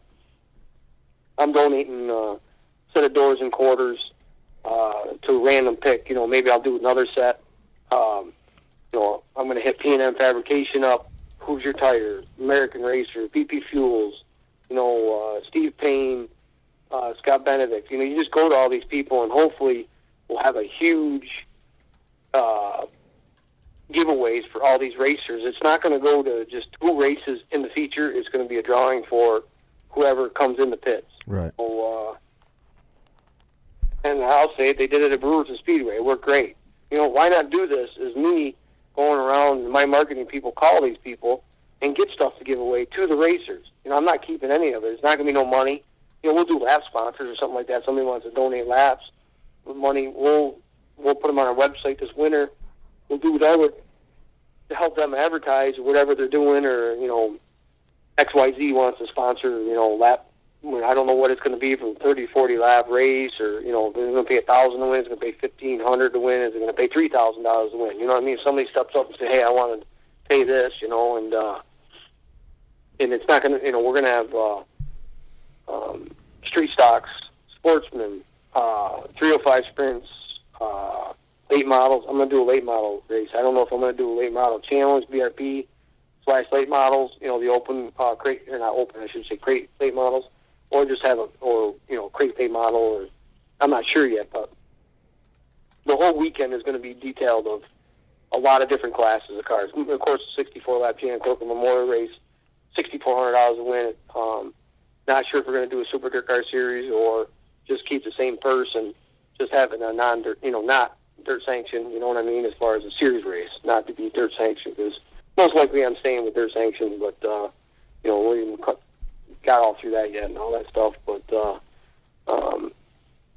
so that's what we're going to do, and hopefully the purse may even grow for that. I'm working with a pretty good sponsor right now, so it'll still pay $6,400 to win, but I want to pay back deep in the field to have, everybody coming out of there with a good, payday and stuff like that, and hopefully we can, set the year off like we did last year. It was a great year, just keep the ball rolling with the big shows, it's good, Well, I based on everything there, I don't know. It's just we're just details. I wanted to get it out there, you know what I mean, and just what we're going to try to do on the opener and stuff like that. Well, I got to tell you, I can't wait for 2013 to kick off. And hopefully, we can get you back on sometime over the winter. And I don't mean to burst your bubble, but I can wait for 2013 to get here. Oh, I know. Hey, 2012's not even done yet. We got more racing to go. Trust me, I know. Being there every week, I know how long that season was for you. So yeah, I'm still doing my banquet thing, And another thing we're trying to do is Stewart. I'm trying to work with his agent right now to get him twice this year, possibly the 410 sprint car, and definitely with the again on August, whatever that ESS show is, Watkins weekend. You know, so I haven't confirmed everything with him, but most likely, as long as he's still racing, we're going to definitely have him because it brought a lot of new faces to the racetrack doing that deal, and that's something that I'll always do. I know I enjoyed it. Yeah, that was probably my favorite night of the year.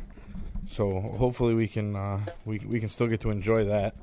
On that note, we'll get you out of here. We thank you for coming on, Jeremy. We'll get you back to the kids and let them drive you crazy a little bit here before you nod off and go to sleep. And we'll get back at you sometime over the winter when we get some more details. Yeah, no, I appreciate you letting me on and explain all this. It's easier to go on and everybody can hear me, and we'll probably hopefully put this interview right on our webpage. That way, it kind of puts a few things to bed as far as with the street stocks and the sprints and all that stuff. And and if anybody ever says they never heard it from me, well, guess what? Go on the Canandaigua Motorsports Park.com or Facebook, and Wendy and Greg Emerson. I can't thank them enough. They deal with my texts and emails. Hey, you got this on there, you got to change that. And the Big Motor Media, they've really stepped up to the plate and helped out Canandaigua with fans and the Facebook thing. And most anybody that knows me, I go on a computer very, very seldom. Thank God for I guess it's a smartphone for a dummy, I guess, but stuff like that on it, you know what I mean? But some of these things you can do on it, but no, they keep up with that stuff. I don't reply to nobody on Facebook. That's all them. They have the whole thing. I don't even know how to get on it. Or request something or some little passcode. They got to have codes and everything. You know what I mean? So I've got a key lock on my door. My front door is hard enough for me to remember the code on that thing. Let alone try to go on the internet and remember something. But no, I can't thank them enough. And hopefully they're listening probably. But anyways, they'll listen to it if they're not. But and anybody else that I forgot, there's so many people that I need to thank, and over the year, and my wife and kids, and all that stuff. So they do a lot for me, and they go through a lot with my headaches with me. So, but no, anyways, thanks for having me on, and I won't keep driving one on and let your listeners go on to the next person. All right, man. Thanks a lot, Jeremy. Have a good night, man. Thanks a lot. Thanks, and congrats on a successful season, man. There goes Jeremie Corcoran. Yep. A lot of news coming out of Canandaigua that we were expecting tonight. Yeah. Biggest news, the 2-day opener with the open tire rule for the Sportsman division. And second to that, he is working with an agent to get a couple dates maybe with Tony Stewart at Canandaigua Motorsports New Clay. Park. It's funny. He mentioned that you mentioned that was your favorite night of the year. It was my favorite night of the year too. It's the Knoxville Nationals. It's the Knoxville Nationals. It's the Knoxville Nationals. No offense to Canandaigua, of course. No, of course not. It's the Knoxville Nationals. I was there. It was cool for me being a J.J. Haley fan, seeing J.J. run a wing sprint car because I had never seen it. Right? Yeah. It worked out pretty well for me because I got to stand in Tony Stewart's hauler while Donnie Schatz crossed the line. Yep. He was listening to it online while I was standing in there, and you were to see it. Up. Listen, but to see a cup star, a champion, standing in the back of his hauler, listening, want to know who won, to a wing sprint car dirt race, wanting to know who won. You should have told him to follow me on Twitter. I'm sure he would have jumped right on that. Hey, I was standing. I have JJ's a few people that follow me on Twitter, tweets. Major celebrities, no doubt. But have you ever seen Tony Stewart's Twitter account? No. There's about 0 coming out of it from him. Oh, he doesn't tweet? There is a Tony Stewart Racing Tony Stewart account, Motorsports one. That one tweets, right? But he doesn't. Right, it's not him. It's his PR people. He's got PR people. So miss you. Yeah. Hey, so Misha probably does all that. We're gonna move on to we're gonna news talk some now. News? We got a lot of news. There's a lot of news this week. We gotta. You gonna do the shakedown thing? It's been a busy week. Can we do the shakedown thing? We haven't seen it in a while. Give Mike his graphics here. Yeah, I like it. Come on. You probably didn't have it in there. No, I just had to find it because I had all that music loaded in there so that we could play 3 or 4 different songs when John went through all those ARDC results. Oh, okay. I didn't say ARDC. He did. I thought you wanted us to yawn when he did that. The shakedown.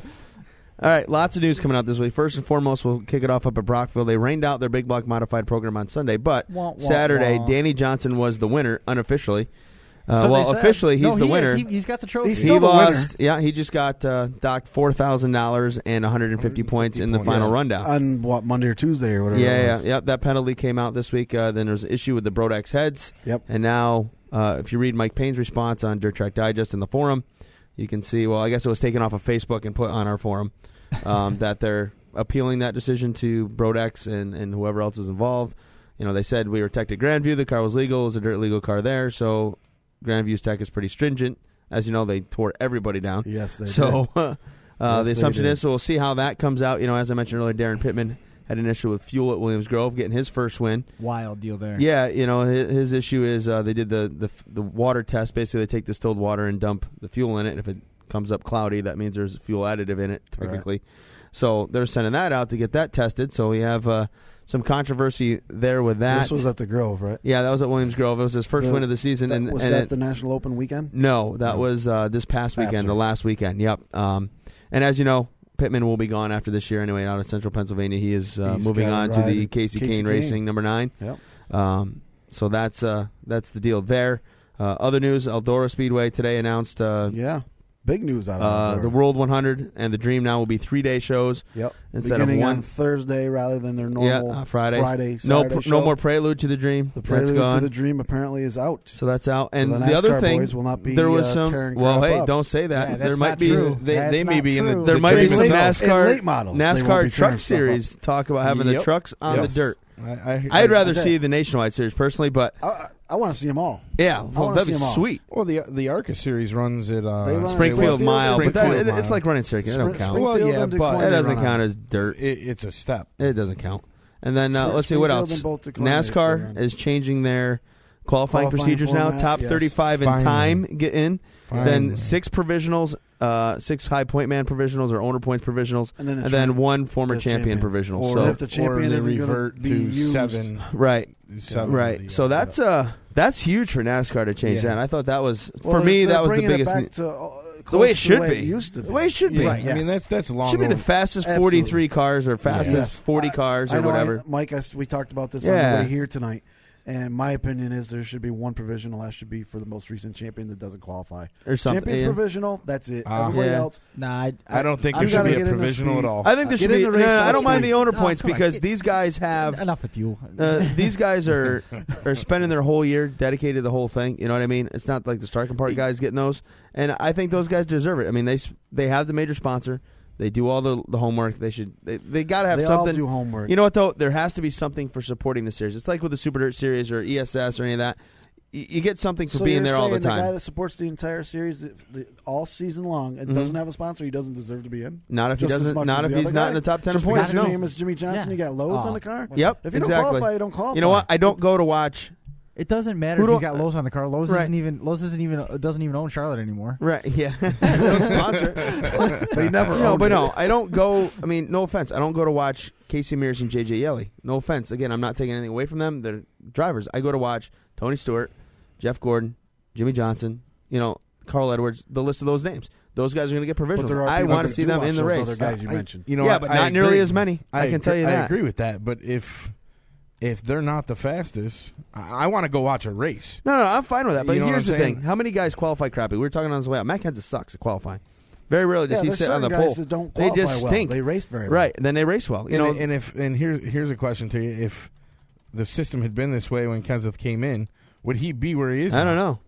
Well, it was when he came in. It was the old series. It was the old system. Long that they changed it. It was like 5 years, 4 years. It's been a handful of years. Yeah, since they changed it to the top 35. Right. I just think. Before the chase. My whole thing is though. I think the guys that are in the top of the points, they should get rewarded for something. You know, starting park guys. There's a reason why they're not in the top of the points. Well, yeah, they don't run. They're not run the whole race. A, they don't run their whole race, and B, I mean, they're not.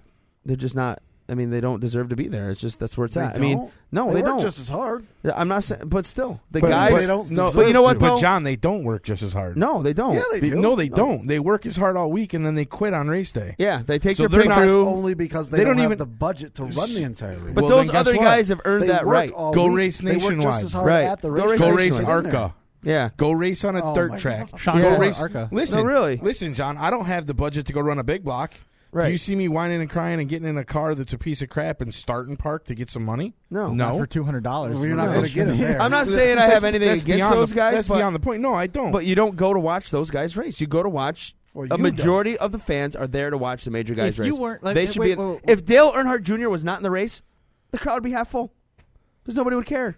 crowds are half full. Well, then Yeah, it I must- know, but I'm then it must saying- have been half full last week because he wasn't in the race. But I'm no, saying, but Regan Smith was. right. So, but I'm saying, like He won't be in this NASCAR week fans, either. there are far more people that care about the big name drivers than don't, and that's why they're there. Okay, who sells the most merchandise? If Tony Stewart sells the most merchandise, Dale Jr. sells a lot of merchandise, Jeff Gordon, those guys, they're popular drivers. If they're not in the race, you're going to lose some fans. If I can. Go ahead. If you weren't a J.J. Yaley fan, would you be as passionate about the starting park situation? Nope. Absolutely. No, you No, wouldn't. you wouldn't. No, You it's would. got nothing to do with being a fan of I- his. I- No, BS. it frustrates the hell out of me that he has to start in park, but that's what I'm just glad he's still there. He's got to stay there in order to keep his foot in the door. If he just packs it up and leaves, how do you can't just get back in. You Why? have to once you're there, you have to stay there. They So let- you have to be seen every weekend. If it means being a starting park just to be seen every weekend, then that's what you got to do. That's you just got to suck it up. But as far as just the whole starting park situation and the qualifying situation, it should be fastest guys qualify. And and again, Mike and I talked about this on the way up. I hate the whole that your whole weekend rests on a lap or two. They should be running qualifying races. Yeah, to it's get in the pavement damn racing. You show. know what you get But with I know, that. that's never going to happen. It's you pavement got to racing. rest on a 1 or 2 laps. Your entire I'll- weekend lies I'll on go that with 1 you. or 2 laps. I'll go with you. It that should be the fastest guys make the They show. are 35 of them. But they don't The take top them all. 35. And that's the way Top it should 35. Be. No. Should be the whole thing except for the one provision. Nah. NASCAR holds the keys to all their futures, basically. No, but still, so if they want to say the top 535 fastest cars are going to get in or whatever it is, I think this system is better than it was, but It's I better still than it Yes, was. it's a Definitely. step absolutely. forward. But I still think you need that provisional, those provisionals, just because again, you want your big stars in the race, and chances are that Dude. if one of them has a problem, they have to have a way to get into that you race. want to talk about that? They don't do that in an NHRA drag racing. If Okay, John Force doesn't qualify, John Force doesn't. You know what? qualify. I don't watch John drag Force racing. Doesn't race on Yeah, Sunday. and you know what? That's the I don't bottom watch line. drag racing. Drag racing sucks. You know the No, thing it is, doesn't. you watch 6 That's- seconds of what? That's because you've never been to one. I Go don't- to one I once. mean, Your yeah. You know, will it's change, always, trust go me. there, and it'll be. I don't care. Now you're speaking out your. I don't left care ear about hole. drag racing. Just go one If time. they and your don't tune will turn, I change. don't care. They turn when they get to the end. No, they don't count. that's I'm not- sure it's cool. I'm sure it's loud. Great. Awesome. It you know what? is. I don't go to truck pulls either. It's so, unbelievable. no offense to that. I'm sure that's cool too. It's really loud. I'll probably go to one someday just to say it, that I went, but they don't turn. Just saying. Anything motorsports related. No, is good. I'm not like that. I got certain types of racing or certain things that I like, and that's what I do. I don't. I don't I'm experiment. a motorsports You know, fan. I don't experiment. I stick with what I know I like. I'm a motorsports fan. Sprint cars. I follow it all. You can. It's fine. That's where we differ. Mm-hmm. Yeah. Like I probably would never pay to go to a drag race ever. No. I've been to like Lebanon Valley to watch the drag races out back. That's That's fun, but it's not the same as going to the NHRA power ride drags of the John Forces of the world. well, I'm and sure. the It's, Ron I'm Capps and the I'm Tony sure Schumachers it's and- amazing and how fast they're going. I'm sure it It's- is. I'm not taking anything away from it. It It's just doesn't insane. excite me. But Just- if you went once, it would excite you. It's yeah, pretty wild. I don't know. I'm telling you. You know, monster trucks. all Don't that. knock it None of till you that. try it. I don't know. I've tried a lot of different forms of racing. You or haven't tried that, so non-racing you shouldn't stuff. knock it. I don't need to go. It's- Seen it on you know TV. what? That's It's close you know enough. what? Yeah, if I watch it on Well, TV, that's half your problem. Just like any race, any motorsports event, if you just go back to your normal racing, let's say the Knoxville Nationals, watching it on television, does it no justice as opposed to being there. Well, you 'cause know it's- because you've been there. There's It's Knoxville. not the same That's why you thing. should go. You don't have It's to not worry the about same staying thing. home. Go to an NHRA drag race once, and you will be amazed. Listen, I'm a fair weather fan. All right. Well, the weather might be fair that day if you get lucky. All right. I only go to stuff I like, and then I'll watch the Diamond P Sports. It doesn't exist. I know. On Saturday morning. Steve Evans is dead now. Nah, it's sad. He passed away. Very sad. several years ago. Yeah, I know. I used to love Diamond P Sports. Yeah, we all did. Diamond P Sports on the Nashville Network, right? Yeah, buddy. Yeah. TNN was the Steve Nashville Evans Network. and Brock Yates. Yeah. Yep, that was awesome. National Network televised a demolition derby indoors from the Pontiac Silverdome years Yeah. ago. They used to That was race awesome. midgets in there too. Yep. Yeah. Beside the Silverdome. Yeah, back in the day. Remember what was it? Boy, did this conversation really Thursday? circle Remember around. Thursday Night Thunder? Hell yeah, the Jeff Gordon came from there. Yep. Hey, here's one That's for where you. the world found out about Hey, Jeff Gordon. Brett Deo was listening, and he said, Provisionals made the race if they can. Stewie started 28th Ooh. and got up into the top 5. You know, the thing is he counterpoints something I was thinking about in my head, but I didn't bother saying because everybody else was. That how often is it when you go to a dirt show and there's always a promoter's option or whatever to get Brett Byrne or so and so into the race, but you go to a big race like Super Dirt Week, and outside of 45, if you're not inside that top 45, regardless of how you got there, Well, there's you're so- not No, racing. they put in a past winner and stuff. Yeah, it's 45 cars with those provisionals. Yeah. Yeah, it's- Right. And, you know, But the after only, the concert, you know they what? put they're in not a making past any change. winner. Like, let's The say Brett only Hearn race doesn't I qualify. go to that there is no provisional, no matter who you are, is the Knoxville Nationals. 24 cars, that's it. There's only one provisional at the Chili Bowl, the previous year's winner. Yeah. Only one guy Yeah. is guaranteed. Yeah. This year would be Kevin Swindell. Swindell. Yeah. Yeah, that's been for the last 4 years, isn't it? Out Yeah, of pretty much. 275 Right. cars, there's only one guy who Yeah. knows that he's going to race for sure on Saturday. Yeah. Yeah, and I mean, again, and he still I has just to think, run 27 heat races to get right. there. And I just think with your big, I just think with NASCAR you need to have them. I mean, it just. You only run one heat race. I mean, it's not like now. Budgets are It's not now where they have 35 provisionals. I mean, because that's what they had. Now Budgets they are have too 6. Now they have And 6. the only thing I hate about that stupid former champion thing is Bill Elliott will run one race because all the one champions race. are always guaranteed because of the owner points. Right, so he'll run one race, one race every 7 years, and he gets a. He runs about 12 to 15 races and he'll get a year, previous. but still. You know, I hate that. That provisional right there. Terry I mean, Labonte. that one I could get rid of, and I wouldn't care. Rusty Wallace could have run because they changed the format for the All-Star race this year. Rusty Wallace could actually run that this year, Right, see, if he wanted to. He Yeah, could see, have. I don't Put him I in the don't- car and get him off the whole microphone. past provisional Please. champion. It should have like a clause within the last 5 years, like or something.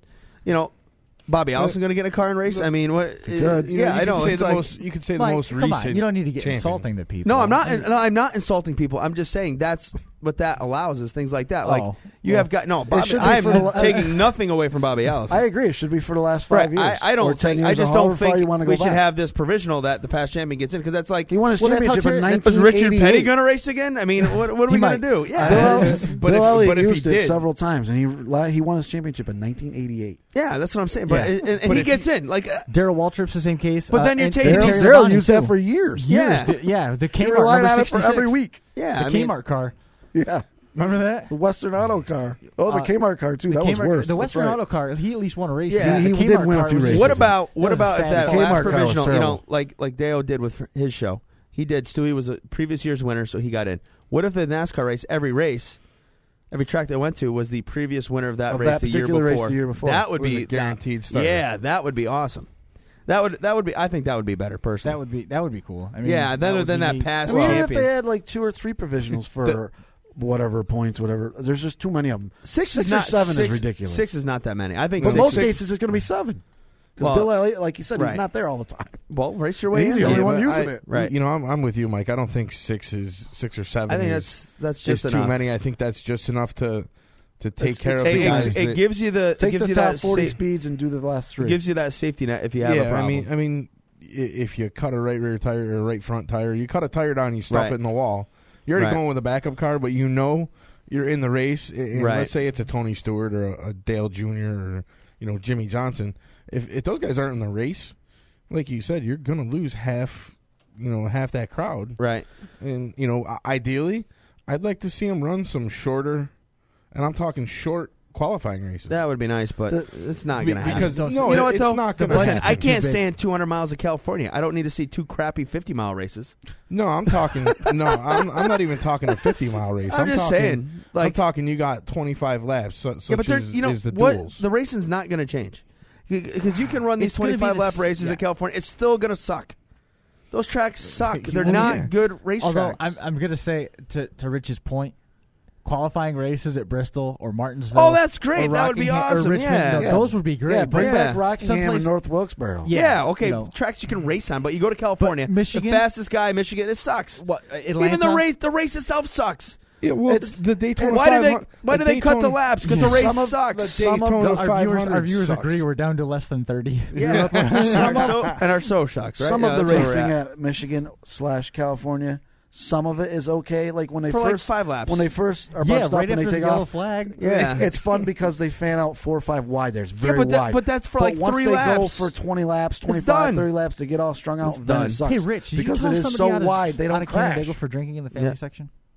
Oh, there's been several people thrown out. Yeah, he's like, I got one of them is Les Moore. Yeah, listen to us. How you doing, Les? So there's our provisional thing. Turn back to change the subject a little bit on that same topic from that announcement about the qualifying format being changed. NASCAR also announced that the fields for the nationwide is 40 now. Stop the starting part has been shortened. Yeah, stop so the starting part cars. There won't be as many. Won't be as many in the nationwide series next year, which I think is good. Yeah, I you know what I apologize. I just woke up. Did I miss any of the conversation? No. Okay. All right, how about this? We go to the Danny Johnson DQ. We want to we want to jump to that. Do you know what Didn't the we already actual? talk about that? No, we what the actual? Go back to bed, John. What the actual? What are you saying? What the penalty was for? Yeah. What do you know? What the infraction? I mean, obviously hold on. It was a heads infraction. The Brodex heads were. Yeah, I read it. Illegal you know what? I read it today in here. Actually, let me find it. I know there was something illegal about them, or they wouldn't have hit him with an infraction. Yeah, just keep looking in there. You keep talking about it, but I don't know. Well, basically, they said there was inconsistencies with the dirt spec head. Now, whatever that means, I guess. What? No. Whoa! What was that? Are we still there? Yeah, we're all still here. Well, now we're plugged in. Whoa! Well, that was that was scary. You know what? I guess I thought the world was ending. You know, I know he's losing the $4,000. They're appealing it. You know, he's losing the $4,000. His car owner is. Well, he's losing money because he races for a living. But so he's not losing it all. His car owner is. Well, and if his car owner's losing it, he's losing it all too. Yeah, he's just he's not getting his percentage. Actually, it might not be in here because that came out Tuesday, so it might not have been. I must have read it on the internet today. I believe it was Tuesday. Yeah, I know it was an issue with the Brodex heads. I don't know. Yeah. We don't know what that issue was. And they're saying that it was an issue with the company, not them. That's why they're appealing to Brodex. And going that route, which is, I mean, it's not a bad move. You know, if the car tech legal once before. What have we heard? I mean, we've heard the carburetor fight too, where there's been carburetor fights. There was issues with the car. Yeah, with Holly. It was labeled basically incorrect, or the wrong jets were put into the correct. Right, and then they called and Holly accepted full responsibility for messing it up. Right. So what does the sanctioning body do with that? I don't know. Like, do they take the fine away? If Brodex comes back and says this was our fault, not them, we're the ones that screwed up the heads and sent them the wrong heads, whatever it may be, if they accept responsibility, then I would think that DIRTcar would probably work with them and reinstate or something. Yeah. Reinstate. Now the difference with this is they lost the money. And they lost 150 points, but the points didn't change the point standing. Didn't change it. No, he still finished fifth. He was still fifth in the point. But I think if you look at the points, I think he lost a few.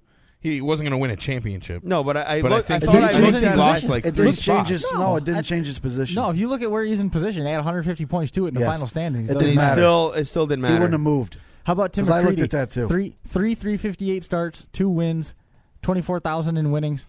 Completely irrelevant in the point standings. He was like 45th or worse. It was way down the list. Yeah, because you didn't have the home track points. They didn't put the points in here, so I'm not sure what the. I know Dale Plank won the championship.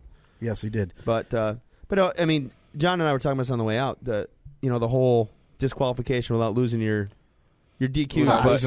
We're going to DQ you. It's we're ridiculous. just going to take your money and They keep the trophy, but they take everything else, and your name still stays on top of the leaderboard. It makes no freaking sense. It's silly.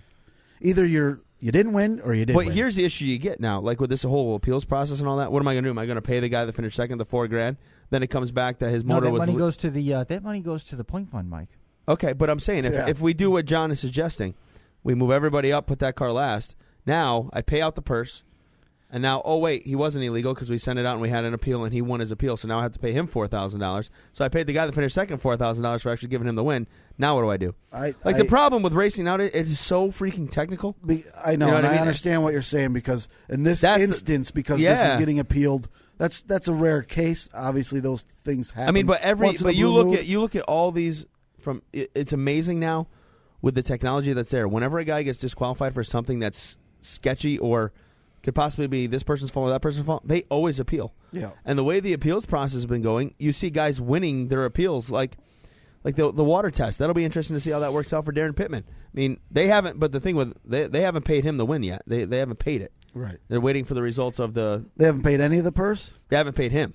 And as a matter of fact, it did cost him 2 positions. 2 positions? It did. He would have finished 4th ahead of Matt Billings. Okay. So what not only does it cost him, him but and his car owner. Is that before? I could have sworn I looked at it the other day. I thought it did didn't cost math him. too, and I could have sworn. I swear it didn't cost him. I'm looking at the point standings, and it's saying that but does that is he include 5th right now? He's 6th right now. But does that include the track bonus points? Yeah, and all that other stuff factored in. Because he ended up got 5th, the bonus right? points factored in. Okay, well, I thought he was 5th, but I might have been wrong. Yeah, and he got bonus points from Ransomville, right? Right, but he ends up losing points, so he lost 150. That's what it would have paid to win the race. Right. But, I mean, ultimately... ultimately, we're still in limbo. Yeah, you don't know if he actually won or if he didn't win or what. And my only point there was, if it costs him 2 spots in the standings... That's more money down the road. That's money in the point fund that they're not getting on top of what they're not getting for the win. Yeah, my thing is it happens, and if appeal it, see what happens, and you go from there. I guess you're innocent until proven guilty in this point. It's like the guys, that they think you're cheating in Sportsman at Fulton or whatever. They take the motor and they tear it down or whatever they do. They dyno test and all those other things. It comes back legal. Yeah, if you're legal, you're good to go. Like who was it? Davis, Ron Davis. Yeah, won the race. They took his motor, they teched him, and came back. He's legal. Here's a release. So. Craig Revelle was in the stands years ago when you were up there for the Enduro at BOS with those 12 people. That's where he met you the first time, and he said the race was great. With there was no tread left on Billy Dunn and Dwaron's right rear at the end of the race. All sorts of flats in the last 10. It was pretty dramatic. Yep. Yeah, I remember that back in the day. So Ovid or Joel? I thought it was Joel. I'm not positive. I don't know how many years ago. Yeah. It could have been no, Ovid. I'm talking about just this race just passed. There's no tread left on Oh Billy yeah, Dunn's this tires. past race. Yep. Yeah, it was. I saw Sammy Reese's sprint car tire right rear. There wasn't any. Looked like a racing slick. Little shot. Yeah, it was gone. So pay no attention. So again, we all hate this whole did he win, did he not? Like we had the argument last year with Friesen at Super Dirt Week. He had an illegal fuel cell. They give him. He keeps the win. Still goes down in history as the winner. But he lost 20. They even got half the money though. He lost. Yeah, they didn't take it all. They gave. They took $25,000 though. That's a. They could have taken it all. Yeah, well like they did with Danny. They didn't do half the money with Danny. To be honest with you, I think, in my opinion, that's what they should be doing. If you're not legal, they find that you're not legal for whatever and you should whatever the reason last. is. They take it all away. See, now this is where I vary. Like dirt racing is a little bit simpler to police than say NASCAR, where they take $10,000 for your car's that far off the ride height. Right. Like that's like, come on, man. $10,000 per quarter inch. Yeah, it's like you are 1/8 of an inch off, so that's going to be a $50,000 fine. You're going to be on probation for the rest of the year, and your crew chief is banned for 6 races. Like it's like, whoa, they don't mess around with that stuff. They kick you right in the nuts. Yeah, they don't mess around. But dirt racing is a totally different deal because every track you go to, it's I no disrespect to the tech guys or anything like that, but you don't know what you're getting. Rules. You're dealing with a different tech guy. Every place you go, it's like NASCAR, it's the same people. Yeah. And it's the same set of rules every race. Right. This is like, like we've talked on here a million times about 358 modifieds. There's 70,000 different motor there's combos 30 tracks or 40 tracks in New York that run 358s. And I bet you there's 28 different sets of rules for 358s. That's fair. There's dome pistons or it's this piston or that piston, and it's too much. I mean, he went to Grandview Race a Car. It's legal there after they teched him, and it's a dirt legal motor. It's the same motor. And but just because Grandview teched them doesn't mean it's okay because they're not even dirt sanctioned. Right. That's the their tech doesn't mean anything. But it's a dirt legal. They're running the dirt rules. They there, ran basically. a dirt legal. You were allowed to run a dirt legal motor for that what race. We would assume. Right. Although they had a couple problems there with tech that weekend. I think no matter where you go, you're going to have a problem with tech. Yeah. I mean, because you got guys that are either volunteering. Right, you don't have doing it in their we're not time. talking NASCAR trained technical people here. We're talking. I work on cars. In some places that's what you get. I worked on cars. And the guys enforcing this rule book that. I'm not ripping tech people. No, this isn't meant to. Because I'll be honest with you. I always tell the guys at Tech for ESS, I do not want that job because no matter what you do, there's somebody that's not happy about how you're teching, what you're not teching. Absolutely. You didn't pump this guy, you pumped me, you did this to this guy, you didn't do that. It's like, listen. Off the scale, so there was somebody that came up light one of the times. Yeah, that's great. That's great. Yeah, that happens too. Yeah. And obviously, I see it every Saturday at Canandaigua. Oh, yeah. It doesn't matter who's in tech and what they do. somebody has a problem with it. Whether the guy was illegal and he's got a problem with it, or he was deemed legal and the guy they that let a guy slide him, because of this or that. Or, right. You know, I was at Utica one night when the scales weren't working right, and there was like 4 or 5 cars that went over the scales, and none of them. One time they go over and they'd be 50 pounds over. The next time they go over, it'd be 10 pounds light. There was no. So, I mean, it happens. You gotta, sometimes that stuff happens, but again, it's tough with the tech and the 358 stuff. I will wait this out and see what the ruling is before I jump to a conclusion on did he cheat or did he not cheat, just because of the, there's so many different things that there's so many variables. What's funny is, and we're all guilty of this at some point in our lives. When a driver does get, in this case, Danny Johnson getting disqualified for illegal heads or whatever the problem is with the heads, is it whenever that happens to a driver, they get labeled a cheater. And what's funny is 99 times out of 100, that guy doesn't even have anything to do with the car, owning the car. He shows up with his helmet and fires. Yeah, I know. Especially but he gets labeled the cheater level. because he was driving. Right. Well, that's the way it should be, though. He got nothing to do with it. Yeah, you drove the car. The old phrase goes, just because you don't know it's there doesn't mean it's not your problem. Or something along those lines. I mean, you got to know what you're getting into. Listen, I didn't know that I was breaking law, but I broke the law. Like a buddy of mine was up in the North Country, and they're up in Old Forge, and there was this deer, whatever, by the road, like the fenced-in area, or deer habitat. And he decided to shoot it? No, they were feeding the deer. Like he's got 3 kids. They're all little, and they were feeding the deer like crackers, whatever. Well, the cop came up. The DEC cop gave him a ticket for feeding the deer. What? Because you're not allowed to feed the deer. Right. So he got a ticket for feeding the deer. He's like, I didn't know that. Well, too bad. Here's your ticket. Why ignorance is not an excuse. It's not a justification. Why can't you feed the deer? Ignorance is expensive. Right. And I bet he never, ever forgets it. Yeah, well, I wouldn't. Why can't you feed the deer? It's the state law. There's one for you. There's a lot of people that live out in the country State that law. have deer that run through the yard. They put bread out in the yard. Yeah. Well, you know why? I think it's illegal because you're baiting the deer. Yeah. Then when hunting season comes, they'll think go go out to bait your it and then backyard, shoot it. then you shoot it. Right. So I Who think. knew? See, I'm not a hunter. I would never know that. Yeah. We've brought up hunting several times through the course of tonight, either on the show or in the chat room. It's been a popular Yeah, I don't topic. hunt. I Me never neither. have. I don't know Never nothing have. about hunting. I've been in the woods, but I don't hunt. Not during hunting season. No. It's the last place you'll find me. Yeah. Well, you're wearing the So- right color for it. Yeah. So. If I was out in the friggin' woods during hunting season, I would be wearing bells, lights, everything. Letting you know that's that my perfect. ass is Yeah, right here. Yeah. And then they'd shoot you anyway Don't just because you're shoot me. scaring the deer. Well, any final thoughts here? Because we are. How many? We never got an update from Chris. What did we do with the live chat tonight? How many people were watching? Was it We were up- max? We were going to flirting with 70. So that'll end up being over 100 again. Yeah, we should go over 100 again this week. It was great to have everybody. We were up. What do you got right now? We stayed steady at 60. Right now we're at about 20. Yeah, because we're digressed. Brian Simple We lost. called that. Let me.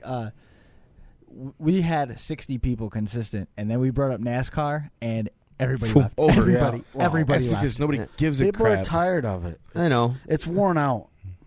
Well, it's 40 And 40 less- what races? And I still watch every single week. I don't. Record it every week. The I truck don't. races. Les Moore I don't think has I've still missed hung more in than with us, 3 and truck he's a races shooting my really entire talented. life. I don't. But it's I getting.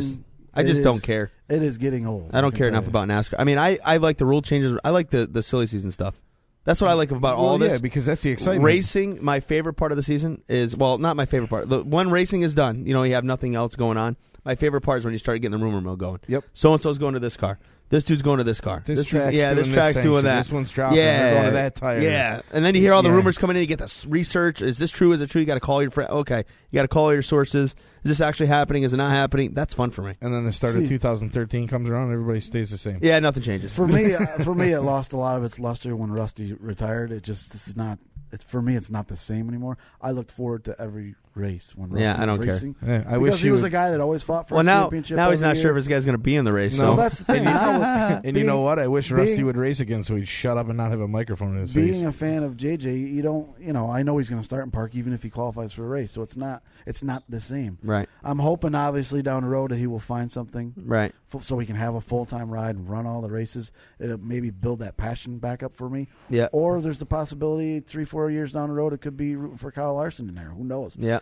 At least it gives me some hope. If Kyle Larson becomes a Sprint Cup driver, I will buy a NASCAR T-shirt because I've He, never bought one. I will buy a T-shirt and a ticket. Yeah. There's 2 races left in the Can-Am E-Series. He's got a 1-point lead over Corey LaJoy. Yep. And he won't be racing wingless. 2 races left. Did you hear what Jeff Gordon had to say about him? He says the next big thing. Yeah, right. Yep. Yeah, when he was on Wind Tunnel Sunday night. Yep. So, how about it? We can talk about all this again next week when we put together another 2-hour episode. Hey, one last thing. Picks for Eastern States. Let's get it out there. Let's go with it. Picks for I'll let you start. Small block and big block? I'm going to start. No, I'm just going to pick big block. Just big block. Just the big block. Modifieds only. I'm going to pick Jerry Higbie. I'm going with Higbie, track champ. I don't know yet. I'm going to let you guys go. What are you going to try to steal another pick? Actually, I want to see what you guys pick. Let's go. I don't know Rich yet. is next. I'm going to go with Jimmy Phelps. Oh, good pick. I like it. I thought about going that way. You're a thief, man. But I didn't want to be a homer. You're a thief. Listen, you threw me up first, so I can't be stealing anything. Yeah, you're right. Well, I'll let you slide on that. I'm going to go with Billy Decker. Okay. Bombus? I hope he goes. No, he'll be there. It's $20,000. He'll be there. Yeah, he'll be there. I'm going to go with Mr. Varin. I knew that was my other, because he's in the Atlas paving car, and that car's won it like 4 out of the last very good 4 out of the last 5 times that car's won, or something like that. They have a very good setup for that race. Yeah, it had 3 different drivers. Higbie won in it. Hetzler won in it, and who was the other one? There was a third one. Danny Johnson. Danny won, yeah. Yeah, so 3 out of 4. My sentimental favorite would be the Jeffer, but I'm going to be realistic. Friesen going? Yeah. Oh, of course. Yeah, it's $20,000, man. $20,000 to win. He had a bad time last year.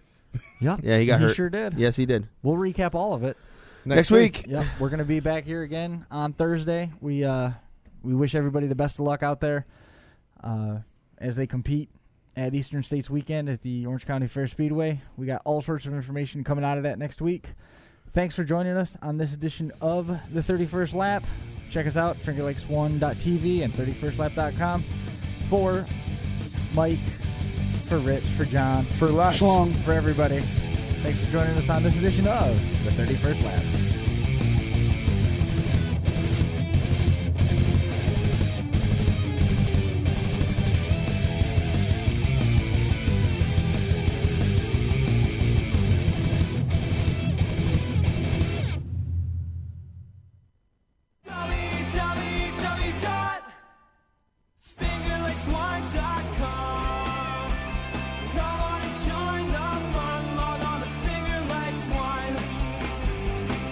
www.fingerlakes1.com